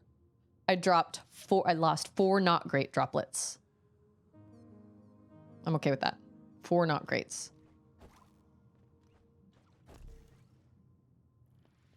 This is my favorite, this little part here. Woo! Woo! Woo! This is my favorite part so far. Welcome back, Mio. I've been making progress, although it isn't much. As we speak, I'm trying to reach out for other pearls, but their voices are weak. They sound withdrawn, faded. They aren't responding to me. This is worrying. Without their voices, the pearls cannot fulfill their functions. Let's hope this is the Nexus malfunctioning and not them. So I am slightly confused on what a pearl is. Is that a pearl? Or are the pearls the mothers? Like, are they...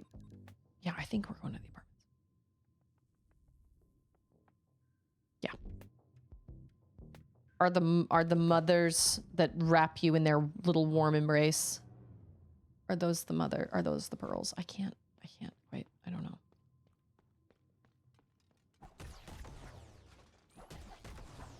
Wait, I didn't. Oh, yes, I did. Oh, did I mean to come? Hold on. Yes. Okay. I mean, I think they really do kind of encourage you to, obviously they encourage you to fight these baddies because those give you not greats.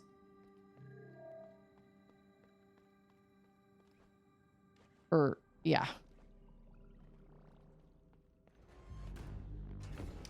You are really frightening, ACAT. ACAT.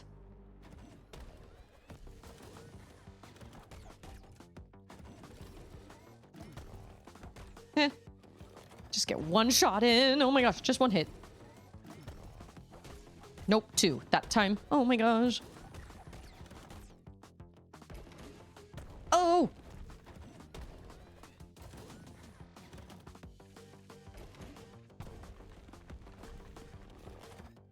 Woo! Oh! Ah! Ah! Dang it, all to heck. Ah! Oh! Oh, I was doing so well! Dang it! And I got stuck between him and the thing.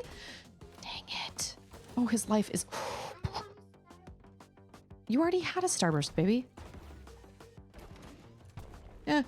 Oh, I forgot that he did the thing and then the things come up. You already had a bunch of starbursts. Because I saw you eating them. You mean at nighttime? Yeah. You saw me eating my Yeah.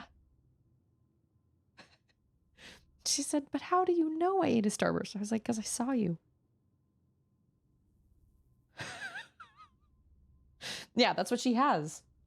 I gave them each little Starburst packs and little Skittles packs and a box of exploding hearts each on Valentine's Day. They have these little... Here it is, the Nexus, close to its past glory. Impressive, isn't it? Wait, what?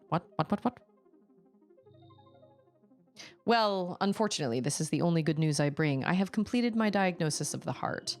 She isn't just failing, she's rotting from the inside. There is no saving her, but not by ourselves at least. What she needs is help from the other pearls.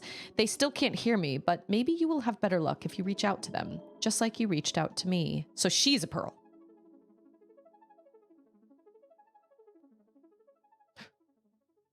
Oh, that's why you float. Oh, the spine status unknown. The breath. Whoa. Okay, it's all making sense now. So when you die and your little not greats are put into this pond, you gain information depending on how many of your little droplets are put into this pond. That's a really interesting way of making it feel like you losing your little not greats is not terrible. Because they're still, like, they're not totally lost. They're going towards something. That's a really interesting way of making it. Yeah, that's a nice way of making it feel like not a complete loss. Like if you just lose rosaries, that's just it. They're gone. But at least that goes toward dying, at least goes toward giving you some information, which is really interesting.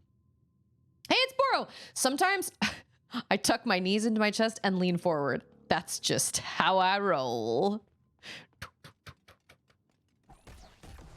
My favorite Far Side comic is the one where there's this woman and she's standing at the edge of like a little hut, and she's standing at the edge of this, like in this little house, and there's a big hill, and she says, "Knick knack, paddywhack, give the dog a bone." And then all of a sudden, this old man just comes rolling down the hill. It's my favorite Far Side comic ever. So great. No. Oh, sir, have your coat ready. No. There's an ad. No. You are not being kicked out. I don't know if he's here because of the ad.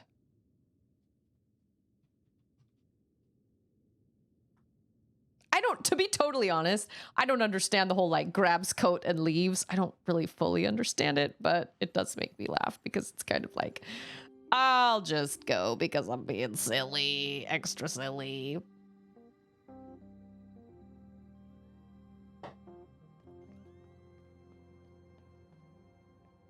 Is it out here? Yeah, through here. Oh, that's right. Stretch! This time goes by so fast.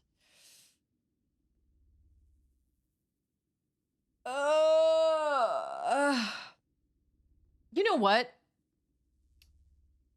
Let me go to the bathroom really quick. I'm gonna put up, you know what, actually, here's what I'm gonna do.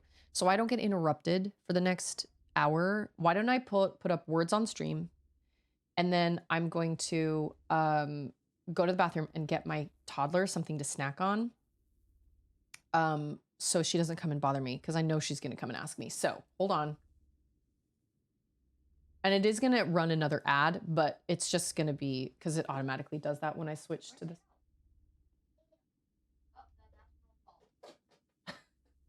She ate all her Valentine's candy and now she wants Charlotte's Valentine's candy. Classic.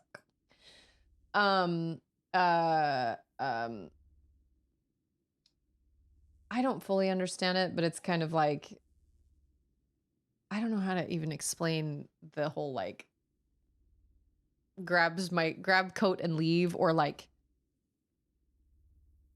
I'll see myself out or something. I've heard people say, or I've seen people say that in chat too, and it's always funny. It's kind of like, that was such a punny pun. I'll just leave you with that and I'll just go. It's meant to be silly. It's not meant to, nobody's asking you to leave. Let me pull up words on stream real quick for y'all. I'll get my toddler situated and then I will be back. So give me just a second. Uno momento, por favor. It's Femi and it's Mud. I always love coming back from like getting snacks for my kids or whatever, coming down and sitting down and seeing new people in chat. And I have been very lucky that I rarely ever have to ask anybody to leave my chat or anything like that. It has to take a pretty extenuating circumstance or I don't know if that's the right term. I do not wield that kind of, I don't want to say power, but I don't throw that around unnecessarily. I'm very careful and I really try to work with people and make sure like expectations are understood and whatnot. And when somebody comes in to my channel that has a family friendly tag on it, and when you start chatting, before you can even type a message in, it says, please make sure to keep my chat family friendly, blah, blah, blah. And they still decide to break those rules or whatever, then yes, then they will. But very rarely I've ever had to actually kick anybody out of chat. Very, very rarely. I can't remember if the poop and puke party dude, if we actually had to ask him to leave, or if he just left on his own, or if he was there until the end of stream and I was just kind of like, hey, please stop, or something like that. I honestly can't really remember. Oh, that was stupid. I just launched myself right smack bang into him, so that was cool. Oh, I'm already at 1.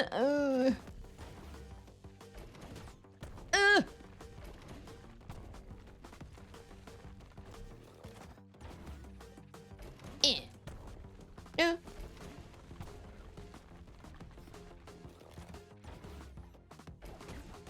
I try to be as like, I don't know. It takes a lot for me to actually like ban somebody or for me to kick somebody out even, because I feel so guilty. I feel like I'm being such a horrible person. But at the same time, if they're not going to follow guidelines, or if they're not going to follow rules, or if they're going to constantly go against like what I'm asking, then, and even then it makes me like sweat. I feel so bad about it. But luckily I have very few people that they stopped short of crashing your game. And then I think they lost interest. I remember we had such a big discussion about it. I made a YouTube video over it because I was like, if you're like, don't, I think the thing that bothered me was that it was a form of bullying, but it was kind of this like, but you shouldn't be mad about it because you technically got paid, because they were using their own money to like pay for the crowd control stuff. And so it felt very like, it felt really kind of yucky, because it was like, well, yeah, I made you feel really uncomfortable and look really weird and uncomfortable on camera, and I almost crashed your game, but you shouldn't be mad about it because you got paid for it. It's like, okay, well, I'd rather not be paid and not be humiliated on camera. Thanks. You know what I mean? It's Twizzlo. I don't know what that means. I'm full of hot soup. Actually, hot soup sounds really good. Really tasty. Although it's not really cold outside right now. Like this whole week, our weather is supposed to be like in the 80s every day, Fahrenheit. I'm like, well, that sucks. This doesn't feel like February. But at the same time, I don't want to freeze either. You know what I mean? I don't want to freeze. Never do anything New Jersey tells you to do. That's what I was like, I think they're talking literally. I think they actually are full of hot soup. Like they just ate hot soup.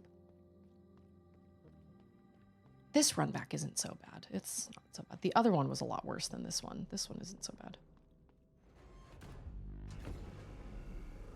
I hope I get to a point where I can one-shot a boss. That would be awesome.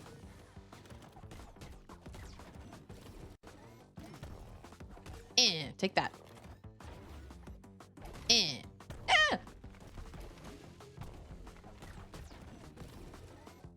Oh, I thought I missed it.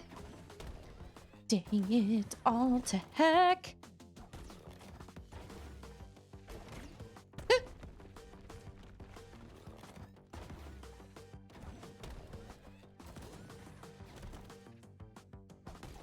Why is everybody so mad at me? Well, because I know why. Because they're all mad. They're all rogue robots. Just gotta be patient, man. Just patient. Oh.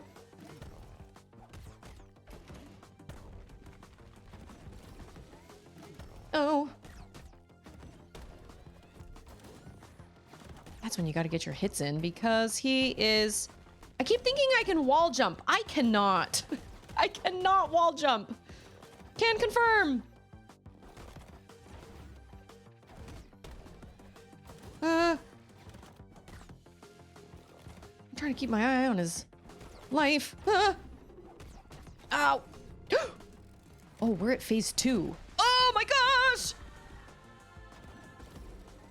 This music is fantastic. Oh, that was so close. I should have died, but I did not.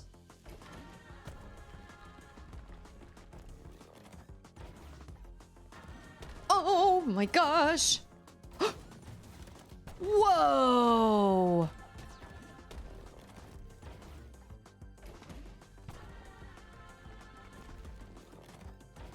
Holy cow, that was crazy. Huh?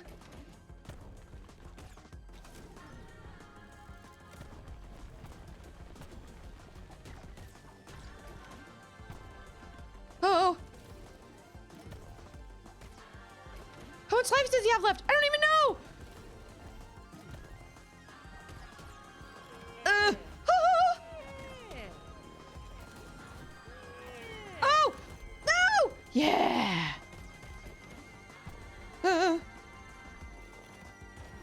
Oh my gosh. Oh, I was so close. It's Mikey. Mikey's here. That means this next one, it's gonna be it. This next one, it's gonna be it. And Terminal is right. Sometimes people are just having a bad day. And in a game, that means you have to murder them. I thought you were talking about people that get kicked out or timed out or banned or whatever. It's true. Sometimes people do come in and they're just having a bad day. But we've talked about this before. I believe my family friendly tag does a whole lot of the heavy lifting as far as my modding goes. Like, I rarely ever have to kick anybody out or anything like that because most people are very respectful of that. And I appreciate that a lot. I mean, there's a reason for that kind of tag, you know what I mean? But every once in a while, you'll get somebody that either, well, I was gonna say either they don't notice, but that can't be true. Because even when you go to type first in my chat, if you've never typed in my chat before, it says, please help me keep my stream and my chat family friendly. And every once in a while, I'll still get somebody who comes right in and their very first message has like the F word in it or something. And I'm like, that does not fly here. That is what I'm trying to avoid. Because that's just not the kind of language I use. But so and there are times where I'm like, well, maybe they just didn't notice. But I'm like, nah, they had to click through those things specifically. They just ignored it. Probably. I don't know, maybe not. Man, I got him so close. Gotta learn his moves. If it walks like a furnace and quacks like a furnace. It's a furnace. That's the time to hit him because then he's... I did that last time too. I freaking ran into him while he was coming to jump on me. Oh.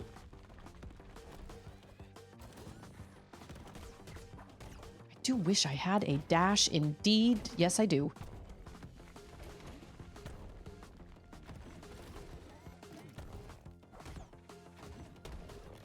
He's gotta be like a ways away from me. Ah.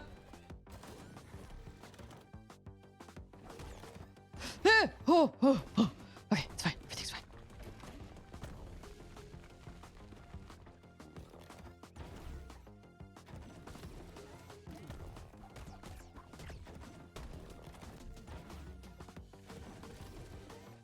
Woo!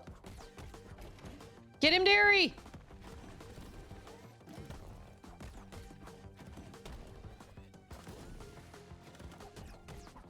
I I do kind of like that you can like hover in the air.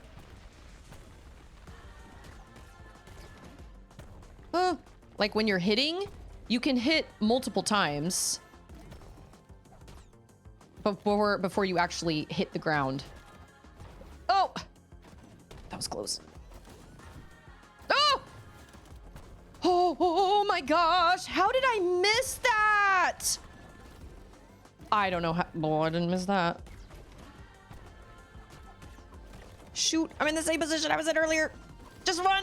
Oh, oh, no. Hey, it's collaboration. Sue's ripping. At least I'm only losing. Well, I guess I'm only losing 22 of my little like not greats each time, but I think they are going toward a good purpose. Oh, whoops. I think they are going toward a good purpose. I do. I think they are. I think the more you lose, they go into that pond and then, or maybe not anymore. Maybe that's the case now. I don't know.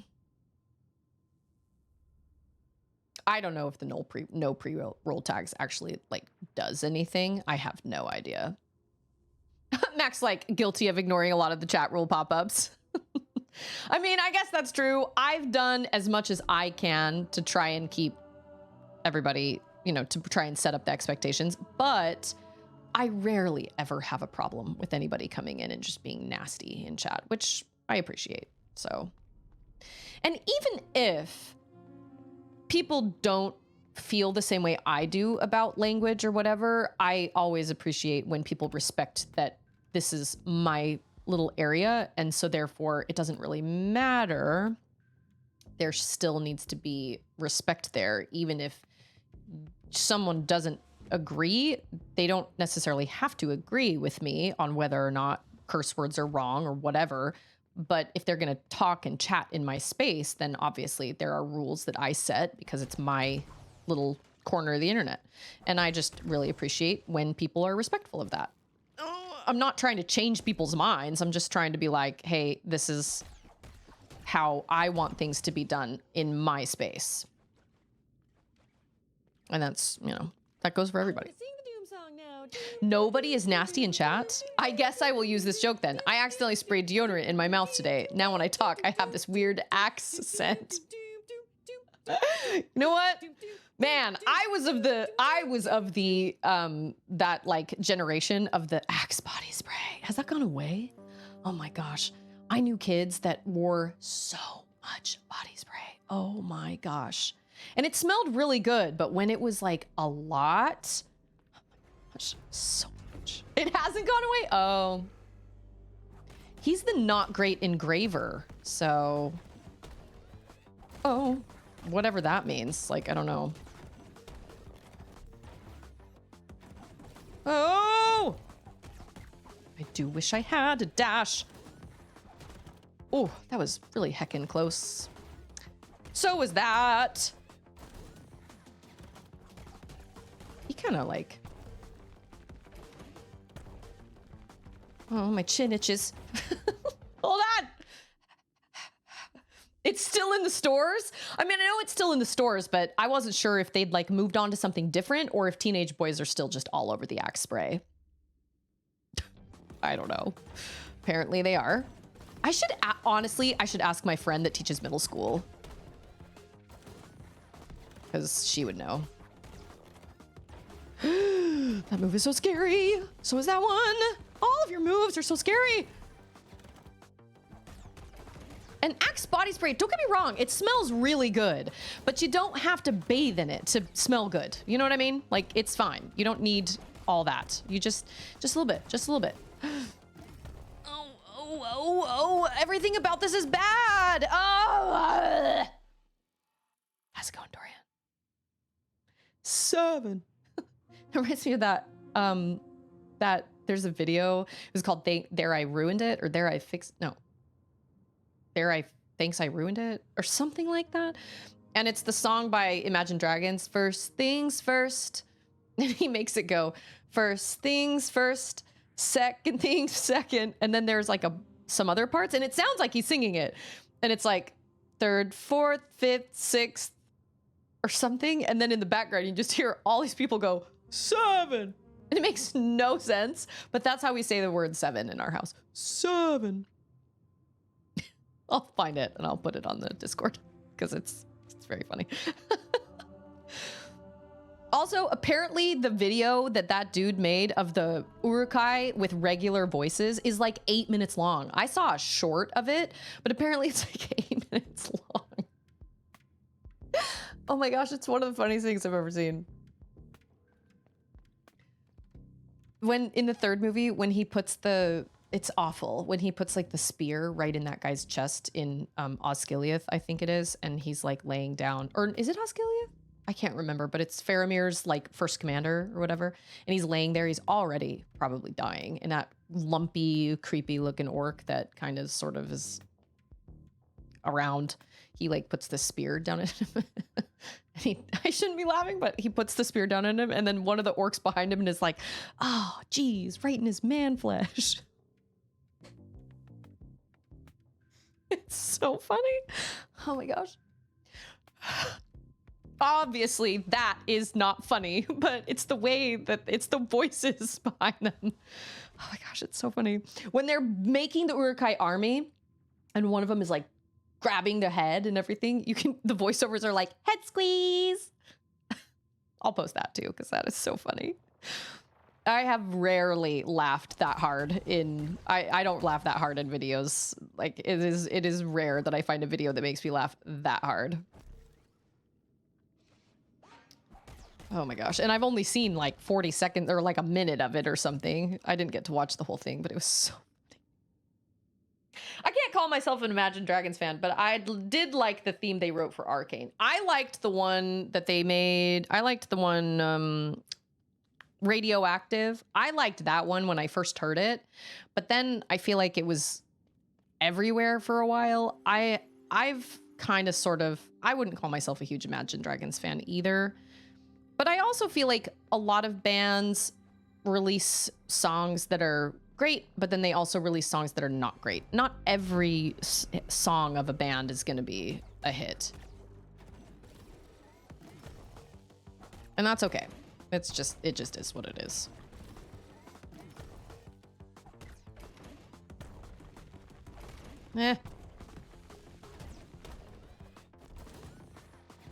I sure stay up there for a long time.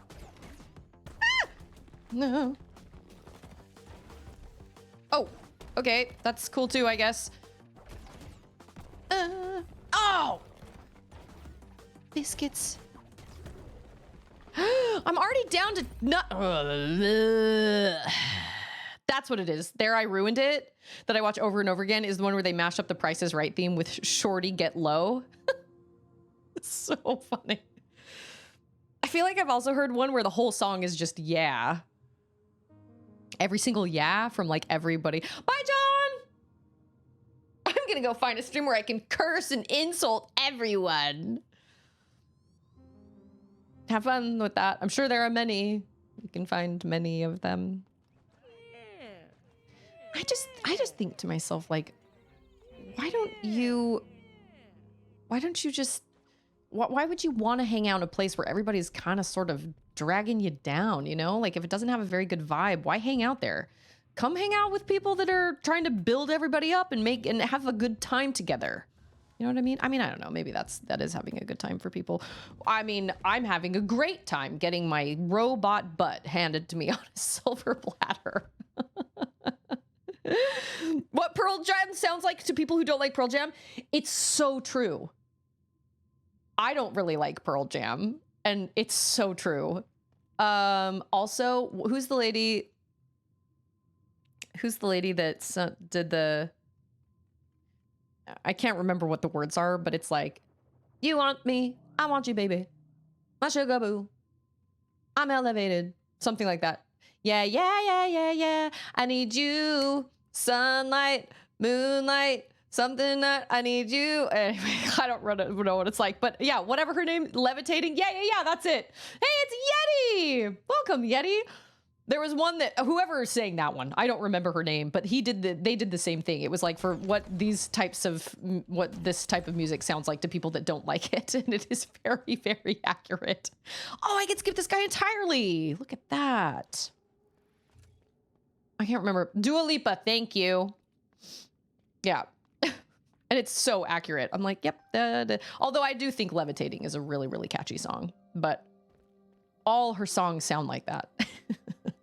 There's always like little claps in there. This guy is kicking my butt, but I have 290. Oh, but I don't. Oh, wait. But I don't have a core. No.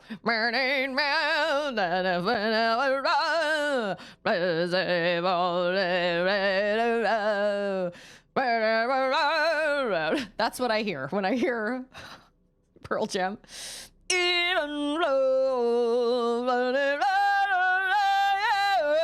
That's all I hear. It drives me nuts. I can't stand it. Can't stand it. Edward Vedward. Yeah, it's not my jam, but it's okay. It's fine. It's fine. There was like, I think there was a Pearl Jam. Oh yeah, I think it was even, I think it was Even Flow on Guitar Hero. It's just not my jam. Oh, that was stupid. Just kill me.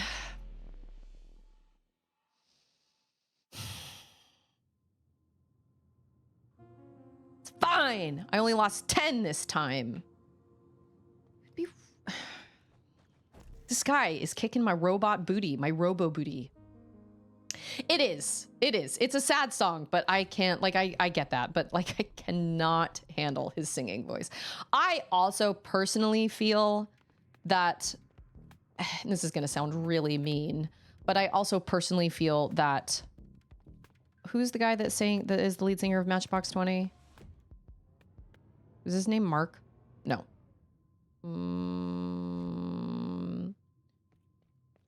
Is it Mark? Rob Thomas. Mark. This video game's hard. Rob Thomas. I don't want to play it anymore. Now I'm already down a thing. That's okay. I'll get a thing. Yes, I will get a thing. I think he sounds kind of like a goat. And I know that that's kind of mean, but that's just how it sounds to me personally.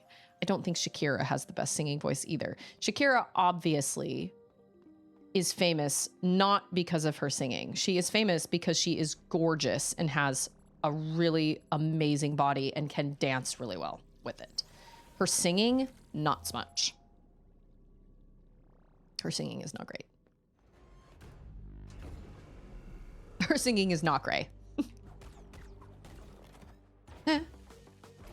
I literally can only get one hit in at a time. You know what I'm saying? It's gonna take me forever. Nope, two. Oh. Okay, all right, it's fine.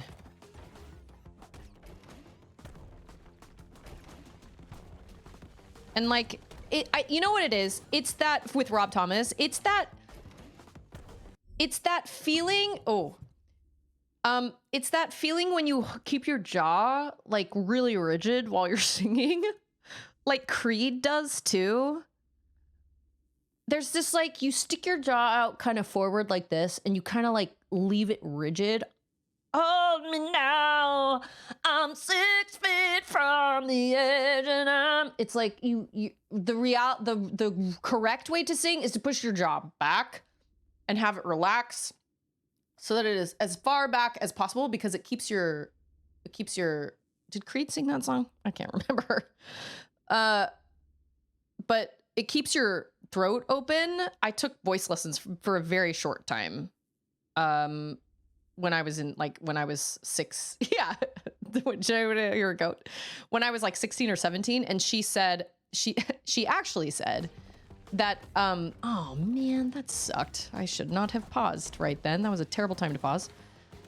So Clay Aiken, if you remember Clay Aiken from American Idol. Clay Aiken has kind of sort of disgraced himself. He's kind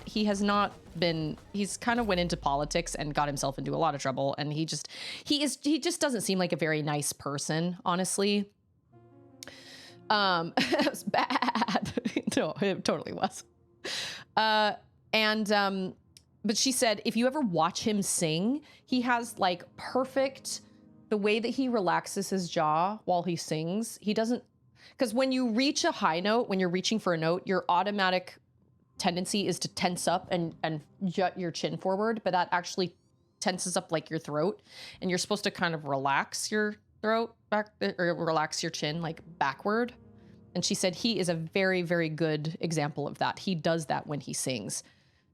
When he sings and opens his mouth open wide, his jaw is back instead of forward. If that makes sense. So tell me, does this game have like a woobita guy that comes along if you just suck at the boss? Jacob Collier? I don't know who that is. Who does he sing for? Yeah, Shakira doesn't sing very well, but like props to her. She's majorly popular and she's successful and she seems very, very nice. And I think she seems like a lovely person. She doesn't sing very well, but she's been successful because she can dance really well. And okay, you know, and obviously everybody has their own tastes too, but like that kind of Rob Thomas, Creed sounding, I mean, even Nickelback, like I don't love Nickelback, but at least Nickelback doesn't have this weird jaw thing where they're like shoving their jaw forward or anything. Like you can tell that he's legitimately just singing normally and holding his mouth in the right way. But with Rob Thomas and with Creed, and I'm sure with others, I can't think of any right now, it sounds like they're reaching for these notes, but they're doing this. And it just doesn't sound very good. Oh, that was so nice of your husband. Husband of the year right there. Oh, this gets me every time. No, not every time. Just the last two times. Last two times. It's like, do y'all just not care about your hearing? I don't know. And obviously I have, as a singer, there are certain voices that rub me the wrong way. And there are certain voices that I'm like, I don't like the way that sounds. How did this person? I think Billie Eilish has a really beautiful voice. Her head voice, when she goes up really high, is so crystal clear and pure. And it's so gorgeous. It's so, so pretty. I'm not a huge fan of her music so much, but I can certainly appreciate when somebody has rock vocalist. Well, I know. I also, like, my brother has been in lots of bands where the singer is like screaming. And people have oftentimes told me that they're like, well, actually there is a way that you can scream professionally and it doesn't actually like do any damage to your vocal cords. And I'm sorry, but I think that is a load of, you know what? I think if you scream like that every night, like I remember somebody being like, well, yeah, the lead singer of the Used throws up every night because he sings so hard. I'm like, that is not normal. That's not normal. And that's not good for your body. You should not be screaming so hard. I don't believe there's a good way to scream. But then again, people can disagree with me, but I don't think there's a good way to scream where you can do it every single night for a 2-hour concert and your vocal cords are going to be okay. You know what I mean? I mean, they may be okay for a while, but as you get older, I think there's more wear and tear on them and you're going to probably lose your voice. I don't know. I'm not really sure. DJ has this opinion. A good song can survive a bad singer, but a good singer cannot rescue a bad song. There's probably truth to that. Probably. It's all, you know what? It's the same with writing. It's the same with writing and reading. Like a good author or a good audio, like narrator cannot save really bad writing. Like they can do a little bit, but not much. Bad writing is just bad writing through and through. And there's just not a whole lot you can do to change that. If the writing is bad, it's just going to be bad. You can give them a really good narrator, but what the narrator is going to do is they're going to basically, oh, I jumped too high. I jumped too soon every single time. I'm so bad at this, boss. He's giving me so much trouble. got him really low there for a while. And then, oh, it's because he hesitates for a minute in the air. Huh? Oh! Oh! Oh, I have to be on the ground for that to... I thought it was a timing thing. It's not. I thought you had to be, like, you just had to wait a minute, but you do not. You have to be on the ground for that to recharge. Got it. Oh, okay. And obviously, I'm not a professional singer. I don't know. These are just my opinions. Heard a lot of songs in my life. My mom taught music. My dad is a musical theater dude. Like, oh, another thing that bothers me when it comes to singing is when people sing from their noses. If you're singing and if you can plug your nose and sing, then you're singing correctly. If you can plug your nose, but then suddenly your singing suffers, that means you're not singing from your throat, you're singing from up here in your nose. And I've heard plenty of people. Where am I on the goat scale? I don't think you sound like a goat. I think you sound like you're actually singing. You don't have that, like, Shakira, like, you just do not. I don't think you sound like a goat at all. No. There's like this very, I can't really describe it, but there was a girl that I used to go to church with that had this very nasally singing voice, and she could sing, but she sang all up here, and I don't even know if I could replicate it. But if you want to tell whether you sing through your nose, whether you're singing really nasally or you're singing like through your chest and like your throat and everything, then plug your nose while you're singing. And it should affect the way you pronounce words, but it shouldn't affect your sound. Like, it shouldn't affect how much air is coming out of your mouth. So, goat better next time. Sounds like she's hooked up to wait, Shakira's singing sounds like someone hooked a trumpet up to a talk box. I know I'm sounding unkind, but obviously there are lots of different voices out there. There are a lot of different voices, and there isn't one good way to sing. Obviously, everybody is going to come up with like their own unique sound to them. You know what I mean? Like, and I totally get that, but there are definitely some voices that kind of turn me off more than others. Some voices that I'm like, I just don't like the way that sounds. I'm trying to think of other ones. I really don't listen to a lot of radio music these days because I just don't really love what music has kind of turned into these days. So I can't really name anybody. If I had watched the Grammys, I don't think I would have recognized almost anyone that was there. Even Lady Gaga, with her wackadoo kind of like fashion and her kind of strange choices she makes, has a really powerful singing voice. She's got a really powerful singing voice. She can hit some really high notes.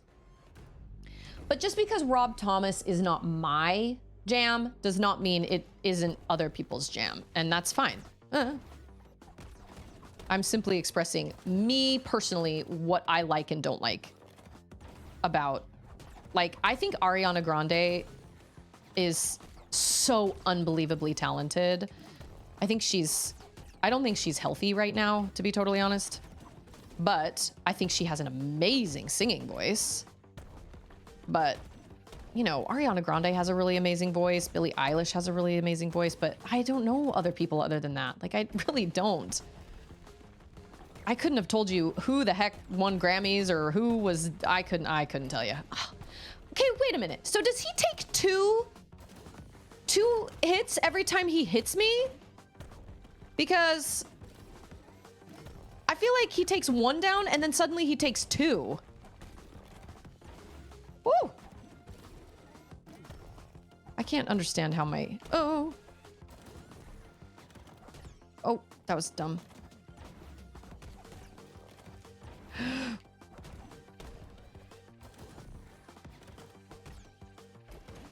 I better get something really cool when I finish beating you, man. Oh! Dang it! Taylor Swift singings? I think she can sing pretty well. You know who else has a really impressive voice is Katy Perry. And I know Katy Perry is kind of old news. Like I know that she's not really like in the limelight anymore and that she's older and she isn't really relevant anymore. But she has a powerhouse of a voice. She can sing notes that I only dream of. She has a really, really strong voice. I think Taylor Swift's voice is fine. And I especially think it's fine for what she does. She's not singing songs and doing trills and like little arpeggios and things that like Ariana Grande or someone like Mariah Carey or somebody like, she's not singing soul. You know who else I think has an incredible voice is Christina Aguilera. Christina Aguilera was one of my inspirations. I remember hearing Christina Aguilera when I was younger and I legitimately thought she was a black girl. 100%. I'd never seen her. And I was like, there's no like that's just what came to be in my head. Like I was like, she has to be a black girl because black girls sing so, I mean, and I'm not trying to like stereotype things, but there is soul. There are a lot of black women who can sing like that. Think of like the Muses and Hercules and stuff like that. Like I was just thinking, I'd never in my wildest dreams would have thought that she was this skinny white chick. It just never crossed my mind. She was one of my inspirations for sure. I used to listen to her songs and copy what she did. And Skybird says, my singing voice resembles a pair of warthogs mating while simultaneously being devoured by a pride of lions. Oh, there's so many different voices out there. And it is important, I think, if you're going to try and be in like Hollywood, I do think it's important to try and come up with a unique sound that makes you stand out. But there are certain voices that I like and there are certain voices that I don't really care for, but it's not, I don't know. I also just think music these days has just gone so weird. I just don't love music these days that I hear on the radio. I just am not, I don't love it. It's like, I just don't, every song I hear sounds exactly the same. And I would much rather listen to like 80s music, or I really love to listen to like chill hop music a lot. I like lo-fi a lot. I don't know. I don't find a lot of today's radio music very entertaining. But every once in a while, someone will come along with a song that's super catchy. This is like old news, but I remember when Bruno Mars came out with like 24 Karat Magic or whatever, and I was like, this is such a bop, or like Uptown Funk. Those were so boppy. They were so catchy. Not really, like, I don't love Bruno Mars, but Bruno Mars is also very, very talented. He's very talented. He can sing very, very well. John Legend, oh my gosh, John Legend's voice, he can do the craziest, like, runs with his voice. It's just wild. All while playing the piano. I have such an appreciation for people that can play piano and sing, especially like that, because I cannot. Now that I've kind of been practicing piano and everything, like, man, I can't. It takes everything in me to focus on just what I'm playing. But I guess if you grow up doing that, or if you've done it for like years and years and years, then, oh, dang it. I can't figure out how my life works. And I'm aware that all these singers I'm talking about are all like old news. Like, I don't even know who's... take that. I missed. Oh! I thought that was gonna be another move! Oh, I was wrong! Oh my gosh, it's okay, I survived, it's fine. Just get one hit in there. One hit in there. Oh, that one.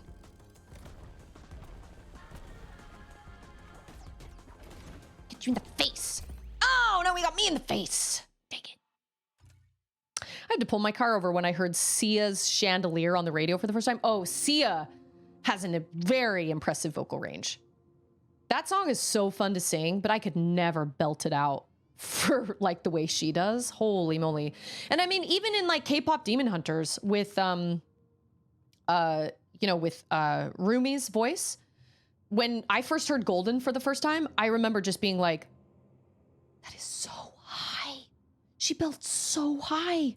Oh my gosh. And I don't know what note that is. There are lots of videos on it now, but there are so many videos of like professional voice people or like voice. I'm done trying to fight this guy. I'm going to go down to the other direction because I'm done. I'm tired of him. We're going to try him again. I obviously cannot beat this guy right now. It's fine. It's fine. It's fine. It's fine. She has a very impressive voice, and I think she nails that song. And I had just never quite heard anybody sing like that. I was so surprised. And I mean, I know that like Ariana Grande can hit that note, and I know Mariah Carey can hit that note, and I know Whitney Houston could hit that note, and Katy Perry could probably hit that note. But for some reason, it struck me so hard when she was singing it in the movie. I just was so shocked at how high that note was. It was that that was really, really high. And even in the very first one they sing, what's the first one that they sing? How It's Done. How It's Done, done, done. At the end, when they're on the stage and they're actually singing in front of like, oh, Kelly Clarkson also just did a cover of What It Sounds Like. Nailed it. Kelly Clarkson is amazing. She is the original American Idol. She will forever be there. And actually, to be totally honest, Carrie Underwood also has a really, really powerful voice as well. But like Kelly Clarkson is like, she's great. In How It's Done, when they're all on the stage and they do the little part, I don't talk, but I bite, full of venom. And they're like, you know, singing and like rapping, and Zoe's rapping and everything. When they're all singing together, they're animated singing the actual, you know, run, run, we run the town, all that stuff. But there's this background stuff that's going on that the singer of Rumi, like the voice of Rumi, is actually singing, but they don't animate her singing that. And it goes even higher than the notes in Golden, but she's not really belting them. They're kind of more head voices, the head voice, which is a lot higher in the higher register. But there were so many moments in that movie where I was like, oh my gosh, this music is insane. Yeah, Freddie Mercury is one. Yes, ma'am. No, we're not getting a new game right now. Well, maybe we'll talk about it later. Always when you say, let's talk about that later, you always forget. Oh, you're right. Well, you're just gonna have to remind me. I still want to stream that little Bluey game. It's on the iPad. The system is down. The system is down.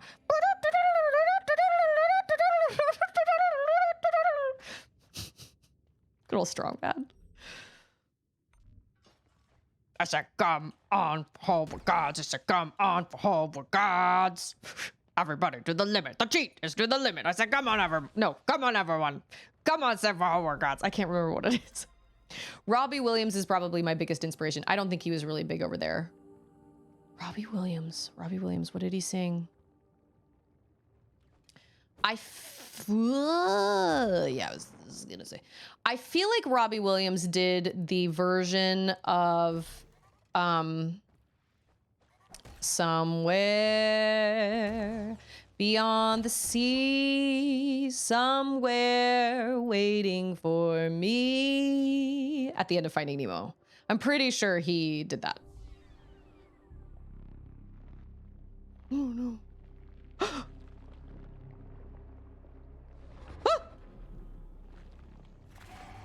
I'm sorry, a what?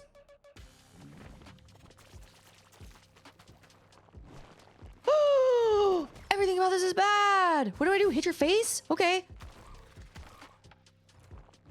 I did not mean to come into another boss fight right now. He's not gonna be so bad, right? You're just a... Yo. Okay. Oh. Oh! That took my life all the way down. Oh, I think my life was already down. This music. I love this soundtrack. Woo! That's so interesting that they would have that crystal right there. Why? Oh, I pushed the wrong button. Better Man, Angels, Sexed Up, Something Beautiful. I don't remember any of those songs, but I feel like he sang that song at the end of Finding Nemo, I think. I would say my inspiration has been Christina Aguilera,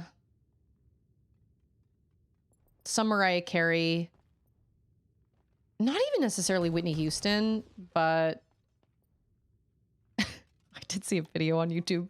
It was like when your DUI suspect has pipes or something and it's this cop driving and you can hear the girl in the back of the car being like, this is crazy, blah, blah, blah, blah. But they're listening to like this Mariah Carey song. And then all of a sudden she just like busts into Mariah Carey and she was really good. And the cop was like, and I thought, I mean, it was bound to happen. Like, just because somebody gets a DUI doesn't mean they can't sing. She did a really good job. There are only like 2 Mariah Carey songs that I can. No, I can't. No. And Mariah Carey is also one of those that is so, I believe Mariah Carey's talent is something you are born with. I don't think it's something you can learn. I think it's something that you're born with and you can, I think you can learn to a degree, but I don't. Oh yeah, what did Wolf say? I've been told I sound like Janis Joplin, but mostly by drunk people at karaoke. Janis Joplin had a great voice. It was that kind of low, like kind of hoarse kind of sounding voice. That's a great voice. Ain't nothing wrong with that. Remind me, did Janis Joplin sing Me and Bobby McGee? Is that what she's saying? Kim Wilde, Belinda Carlisle, Laura Branigan, Pat Benatar, Bonnie Tyler. Yeah. You can't go wrong with any of those. If I do say so. Oh, there's something up there. I think we're gonna launch. Yeah. What is this item? Or, oh, a small part. Oh, so now I have 3. Sweet. That will give me an extra life, which will be very helpful. Yeah, totally didn't expect a boss fight here. Let's get him while he's angry and while he's trying to make his, like, dominance. You know what I'm saying? He's trying to be like, it's me. Ah, I'm so angry right now. Ah. Ooh. This is just called FLORA. Ah. Ooh.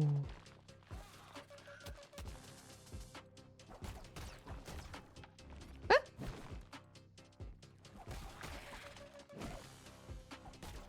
This shouldn't even be that hard. You know what I'm saying? Like, this should not be that hard. It's just a plant. Ah! Oh, I was going to say, it's just a plant. It can't go anywhere. But actually, it could kind of, sort of. Unless it has like a...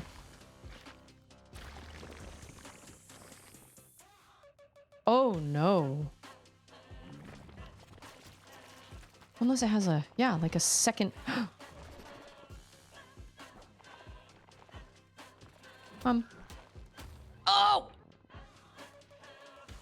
I don't know what I'm supposed to. Oh, I'm supposed to like hit it?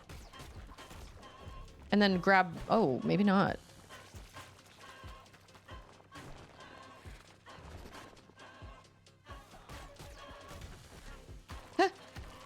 Okay, yeah, like that. Okay. Hit it in the face a couple times, and then you drag. Okay, cool. Why are we so angry? I just want to...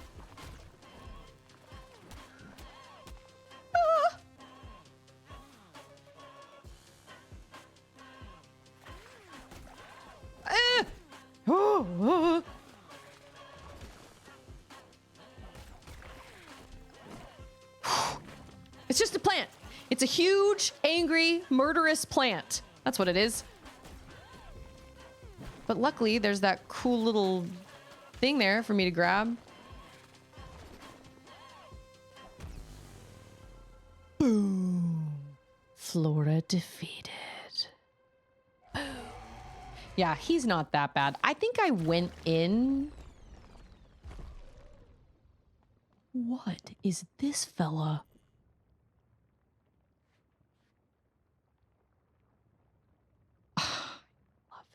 Look at his little book hat. Personal assistant. Mio's property? By the voices, that was darker than all I could imagine. The vegetation here has truly become grotesque. Wait, is this one of, This isn't one of Mel's things. Nice to see Audrey 2 out and about. Yeah, Audrey 3. My thanks for rescuing me. I am indebted to you and will do my best to provide assistance. I shall relocate to the Nexus. Please allow me a few moments to recalibrate.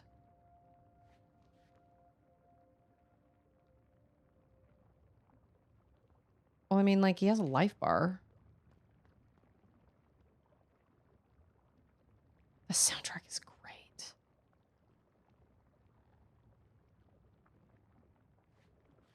Where am I? Oh! Oh, no. Is this a save point? No. Am I supposed to hit him? He has a life thing. Okay. All right, cool. Oh, what? That killed me. I was trying to grab the thing. Okay. Oh, there's nowhere to go down there. That's it. I may not have to. I may not. I may have to go freaking fight that dude. Well, I remember when I think there were multiple times during Silk Song where one boss fight took me an entire stream. What I should have done was just freaking walked away, but I didn't. I was like, no, I'm gonna do it right now. But I just kept getting more and more frustrated. And the more frustrated I got, the worse I did.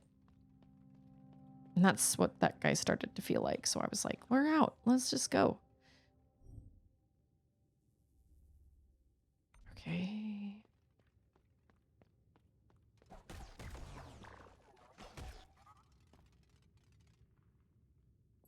The reality is, I think when it comes to being a famous pop star, I really think some of it has to do with talent, but I really feel like most of it has to do with who you know. Because if someone like, yeah, the Beastfly, Carmelita, the final end. Because the reality is, if someone like Shakira can become a famous singer, even though she doesn't sing that well, then, like, it doesn't... Oh, wait. Okay. Then it goes to show you that it's not all about talent, you know? Or it's not all about singing talent, I'm sorry. Part of it is what you look like. Part of it is, you know, how you present yourself.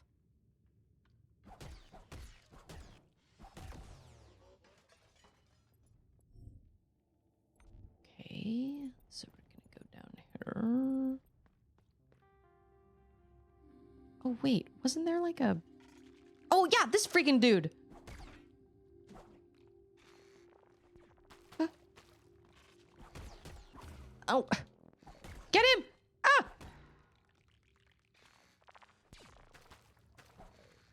Ah! Huh. You are formidable. Maybe I don't have to get him.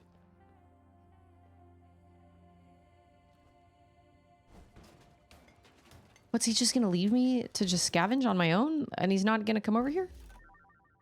Oh, I got an old core. Awesome. Okay, cool. So I don't actually have to fight him. Okay. Wait, did I? Oh. Oh. Okay, so this place, I was thinking that I needed some sort of power to do something with those flowers. But it's definitely not the hairpin. Okay, cool. Got it.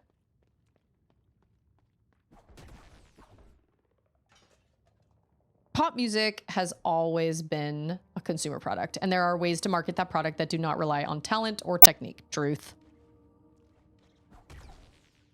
It's true. I mean, realistically, you can take almost anybody and turn them into a pop star.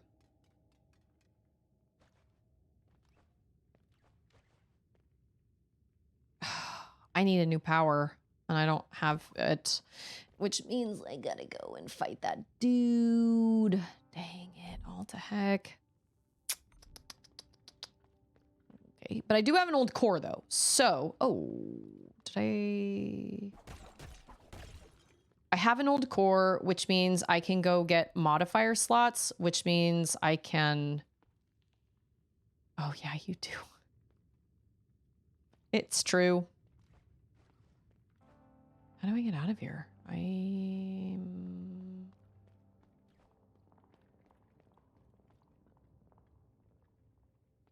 Am I soft locked?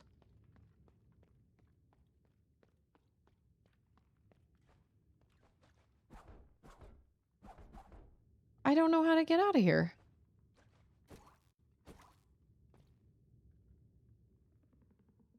I think I'm stuck. Because I can't make it up there.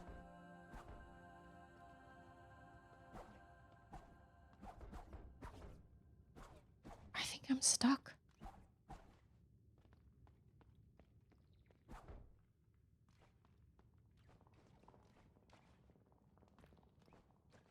Oh, that's not gonna work.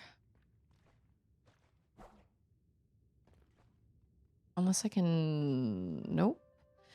Oh my gosh, I think I'm legitimately soft locked.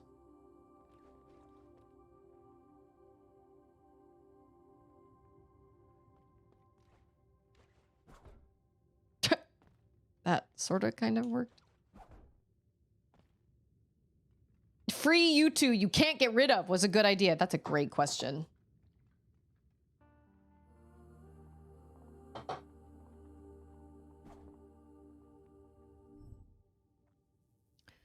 You can't like, I was gonna say, you can't like warp back to, obviously there would be a...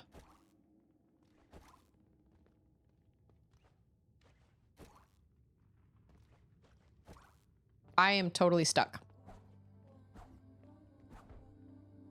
Which I find odd. Why would they do that? Why would they put this here? If it's a Metroidvania and it's easily accessible, why would they put this here and then have you get stuck?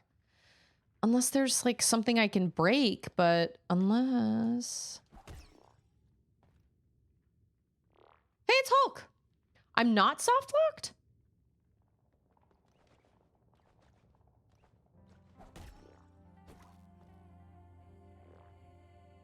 There's a way I can get out of here without like my...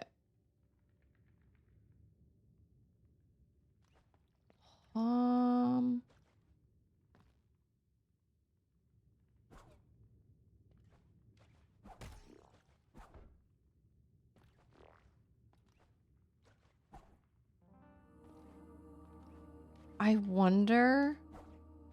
Oh, never mind. I think I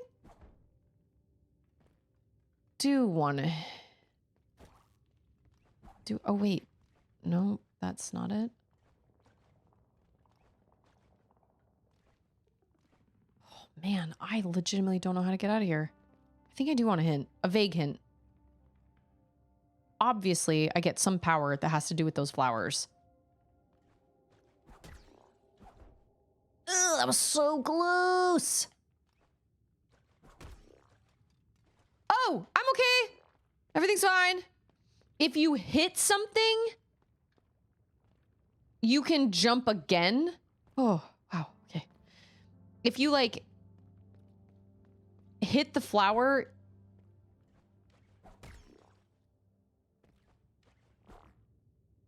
Hey, Padawan, how are you? Okay, wait a minute. I'm gonna try. Oh. You almost did it several times, or really, you did it, just not noticing. The fact that you can, like, hit them. Oh. You can hit the flowers. Oh, wild. Oh, okay. Well, if that's the case, then I should be able to go farther. So when you hit something, it I don't want to get stuck again, but... Okay. Yeah, that was not that bad. I legitimately was like, I am completely soft-locked here. That sucks. Cryptic Curio. An ancient artifact supposedly used in travelers by their everyday life. Solid material. It looks like a candy bar. Okay. Oh, now I can unlock this door. Yay! Fantastic. That is great.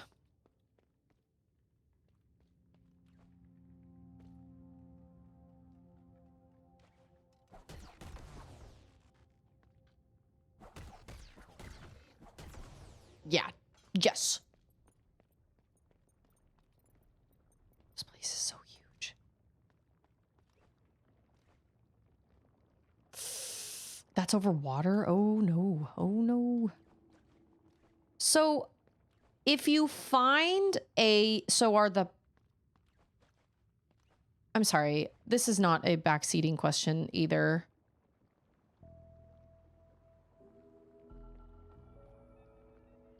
Whoa. Wow, these colors are so pretty.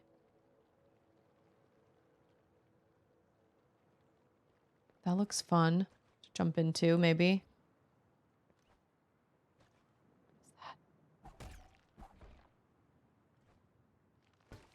Oh. I feel like... Oh, okay, you don't actually have to hit it. There's something over there. I can see it. I feel like there's going to be like another mom here, which is, I think, a pearl. Oh my gosh, this color scheme is so gorgeous. Look at it all. The pinks and the oranges. Oh my gosh, I love it. David Lee Roth.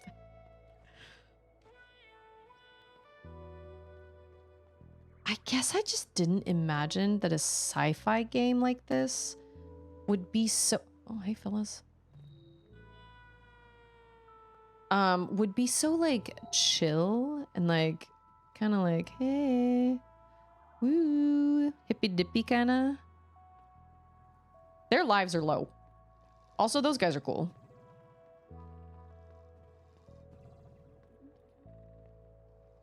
Oh my gosh. Look at those colors.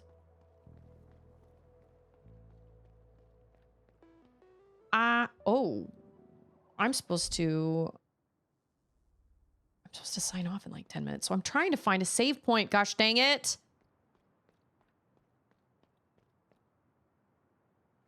Does this lead to the place with my... Yeah. Oh, what? The what entrance? Oh my gosh.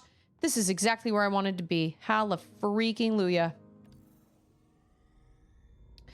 So wait a minute. What happened to the little dude that the little guy that said that the plant spit out? Am I going to learn more about those things later? It said it was Mio's property. I don't know what that... I mean, like, I know what that means, but I also don't know what that means. Like, what? But he wasn't...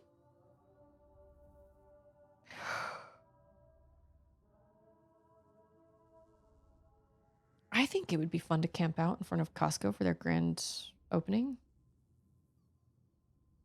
Maybe. I don't know. With my kids, I don't know. Probably not. USA! We are well, although I had my robotic booty handed to me by a boss so many times today, I finally gave up. I'll come back to it tomorrow.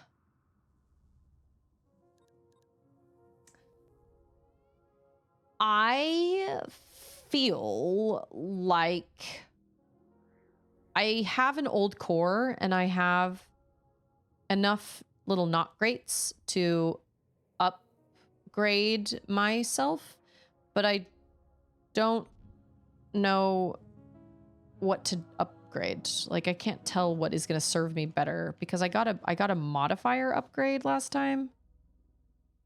Okay, these are pearls that we're looking for. Okay. The blood. Yeah, it's like Costco, like they're opening a new Costco. I know, isn't it pretty? Oh, this guy, this fella, he's there. Here he is. Hello again. I am pleased to be your personal assistant. My functions encompass archaeology and traveler history. Feel free to employ my services.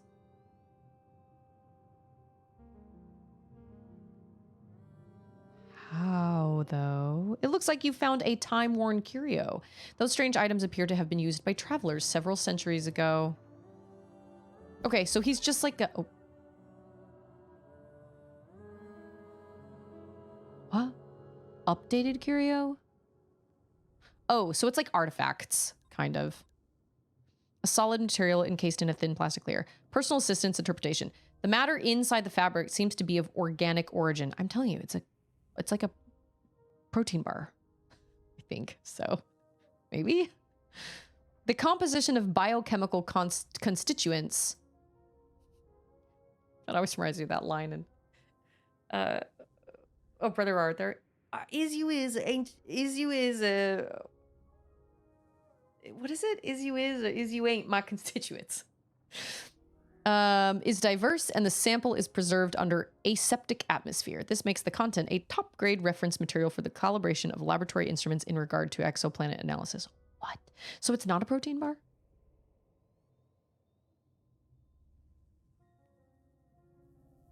I wish we had a Costco close by to us, but we do not.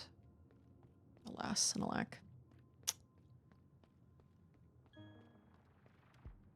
I love everything about this game. Like, it's hard, but I still don't feel like it's Silksong hard. It's challenging, but I love everything about it. I love the animation style. I love the art direction. I love the character design. I love the just the colors, the color scheme. I love the music. I love it all. Love it. Love it. Love it. Heard your conversation with she, so the big guy got back into business, huh? Good. I hated to see him whimpering on the floor like that. Doesn't fit him. Oh, she is a he.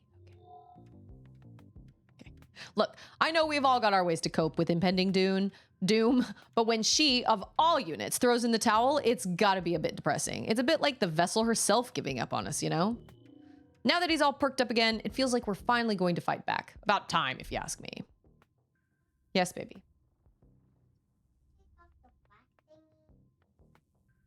Yeah. I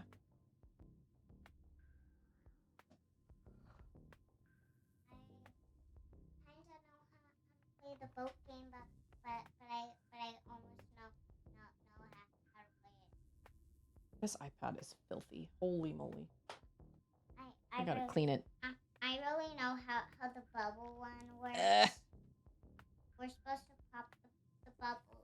Yep, but you gotta pop the bubbles with the numbers, remember? You gotta use those two numbers.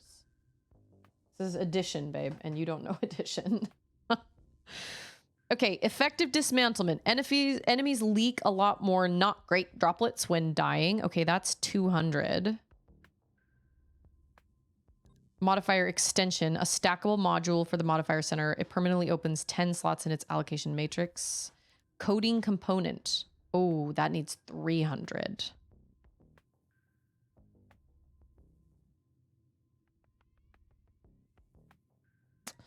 Well, I could either do the effective dismantlement and a modifier extension, or I can do one coding component.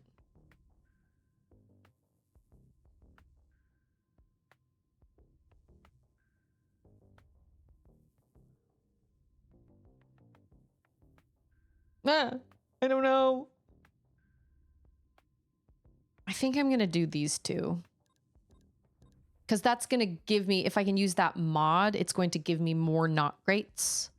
And then I will be able to save up more not greats to get this. But I need old cores. But I think that's what I'm going to do. 200, right? 200 and then 1 and 200. I mean, I'm going to get them all anyway, but...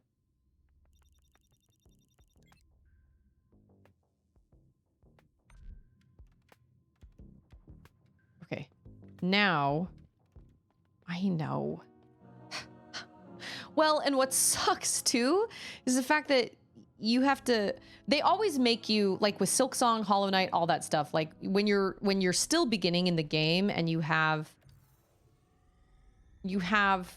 very few charm notches or whatever, you have to choose between your map or your like compass or, you know, whatever. And in this one, they choose you being able to see your own life. It's like you have to use this modifier or else you don't even get to see your own life. Oh, wait a minute. Yeah, see? You don't even see your own life. That's impossible. So yeah, that one is obviously a must. And then this one. And I still can't do that one. The last of your combo attack. True. I like the emphasis on line art with the almost pastel or watercolor palette. Oh, it's gorgeous. It's so gorgeous. Yeah, I can see that, but for personally, for me, I would much rather be able to see my life so that I know when I'm on my last life, so I can be a little extra careful. Like my last, if I get rid of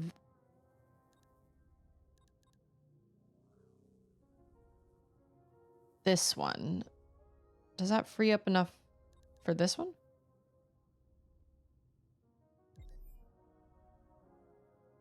So this way you can't see their life. That is really, I feel like, only important on bosses, if I'm totally honest. That's a pearl. Right?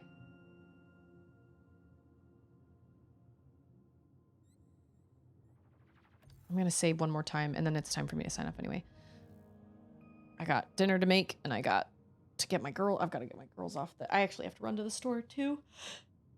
That's a mommy! That's a mother. It's a mama. Well, today was awesome. We had some awesome discussions. And, yeah, she's like the emotional support Pearl mom. And I love her. So that's going to do it for me today. Oh, there's an ad starting here in a minute. I promise I won't sign off. Look at the little birthday card my friend made me. It's so cute. All that's hand-drawn. That's a pearl with a girl earring.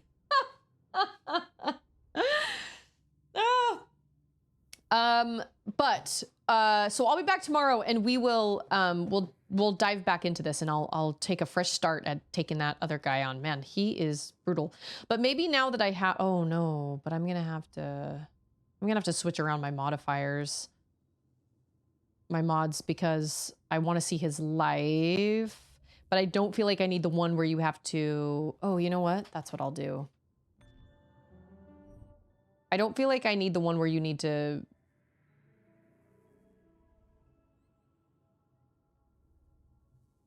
Yeah, I don't think I need this one.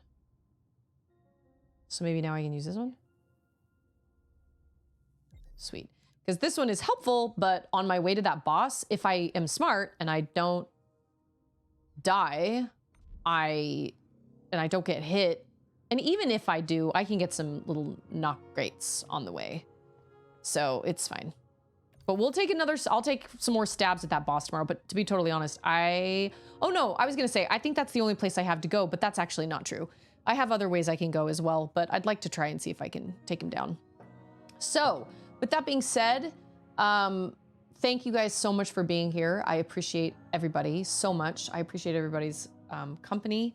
And I agree with Scarecrow. I think we had some really great discussions today. We had one time this was back when Andrew was Bishop, but we had an AAA. It was supposed to be like a 15-minute segment and it turned into like 45 minutes because everybody had questions and it was really, really great. So I thought we had some great discussions today. I always feel so uplifted and I feel so, what's the term? I don't know. It's just my self-care. I love streaming and I love being able to play games and hang out with like-minded people and people that are here to try and build one another up and not be negative or tear each other down. That there's really just no place for that in my community. And I appreciate that everybody respects that.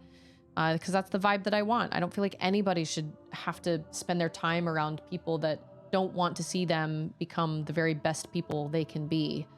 So just remember that you never know what people are going through. So we should always choose kindness, and everybody's going through something. And also just remember how much you matter and how important you are. Each and every one of you. You are so important and you matter. I mean, I've offered the vocal insight I can have. I've learned a lot over the years, but at the same time, I am certainly no professional. Obviously I have certain things that I hear in people that perform that kind of sort of drives me nuts or whatever, but that doesn't mean that everybody feels that way.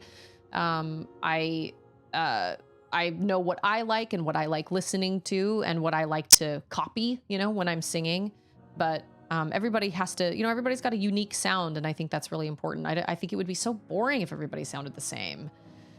Not goat light. I don't think you sound like a goat at all. I would probably be like, you could work a little bit on relaxing your jaw a little bit, or, you know, something like that if I really felt that way, but I really don't. I don't feel that way at all. I don't think you sound like a goat at all. So I appreciate everybody, and I hope everybody enjoys the rest of their day, their night, their time zone, whatever. I'll be back tomorrow. Can't wait. This game is awesome. I love it. Shout out to Cage Roan. I don't know if she's still here, but he only has 8 lives left. Susie will whittle that down. Yeah, right. I got so close that one time. But like I said, I can't figure out how my life works. I need to pay attention when he hits me once. I need to pay attention because I thought he was only taking 1. I thought I had 4 hits, but it seems like I only have 2 or 3. So I don't know if different hits of his take different parts of my protective coating, like my life. But yeah, you're also trying to pay attention to what he's doing, so you're making sure that you don't die. So I don't know. Maybe someone else can keep their eye on it for me and let me know, because we'll see if I can or not. So anyway, I'll see you guys tomorrow. Thank you so much for being here. I appreciate all the resubs from everybody today, and from those that resubbed today and everything. That is so kind. It is absolutely not necessary, but it is very kind. All of the engagement in chat and all that stuff, I really appreciate it. So I'll see you guys tomorrow. Everybody, remember how important you are. Thank you for being here, and take care. I'll see you guys next time.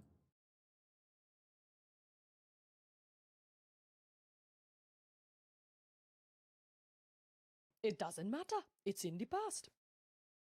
See you later.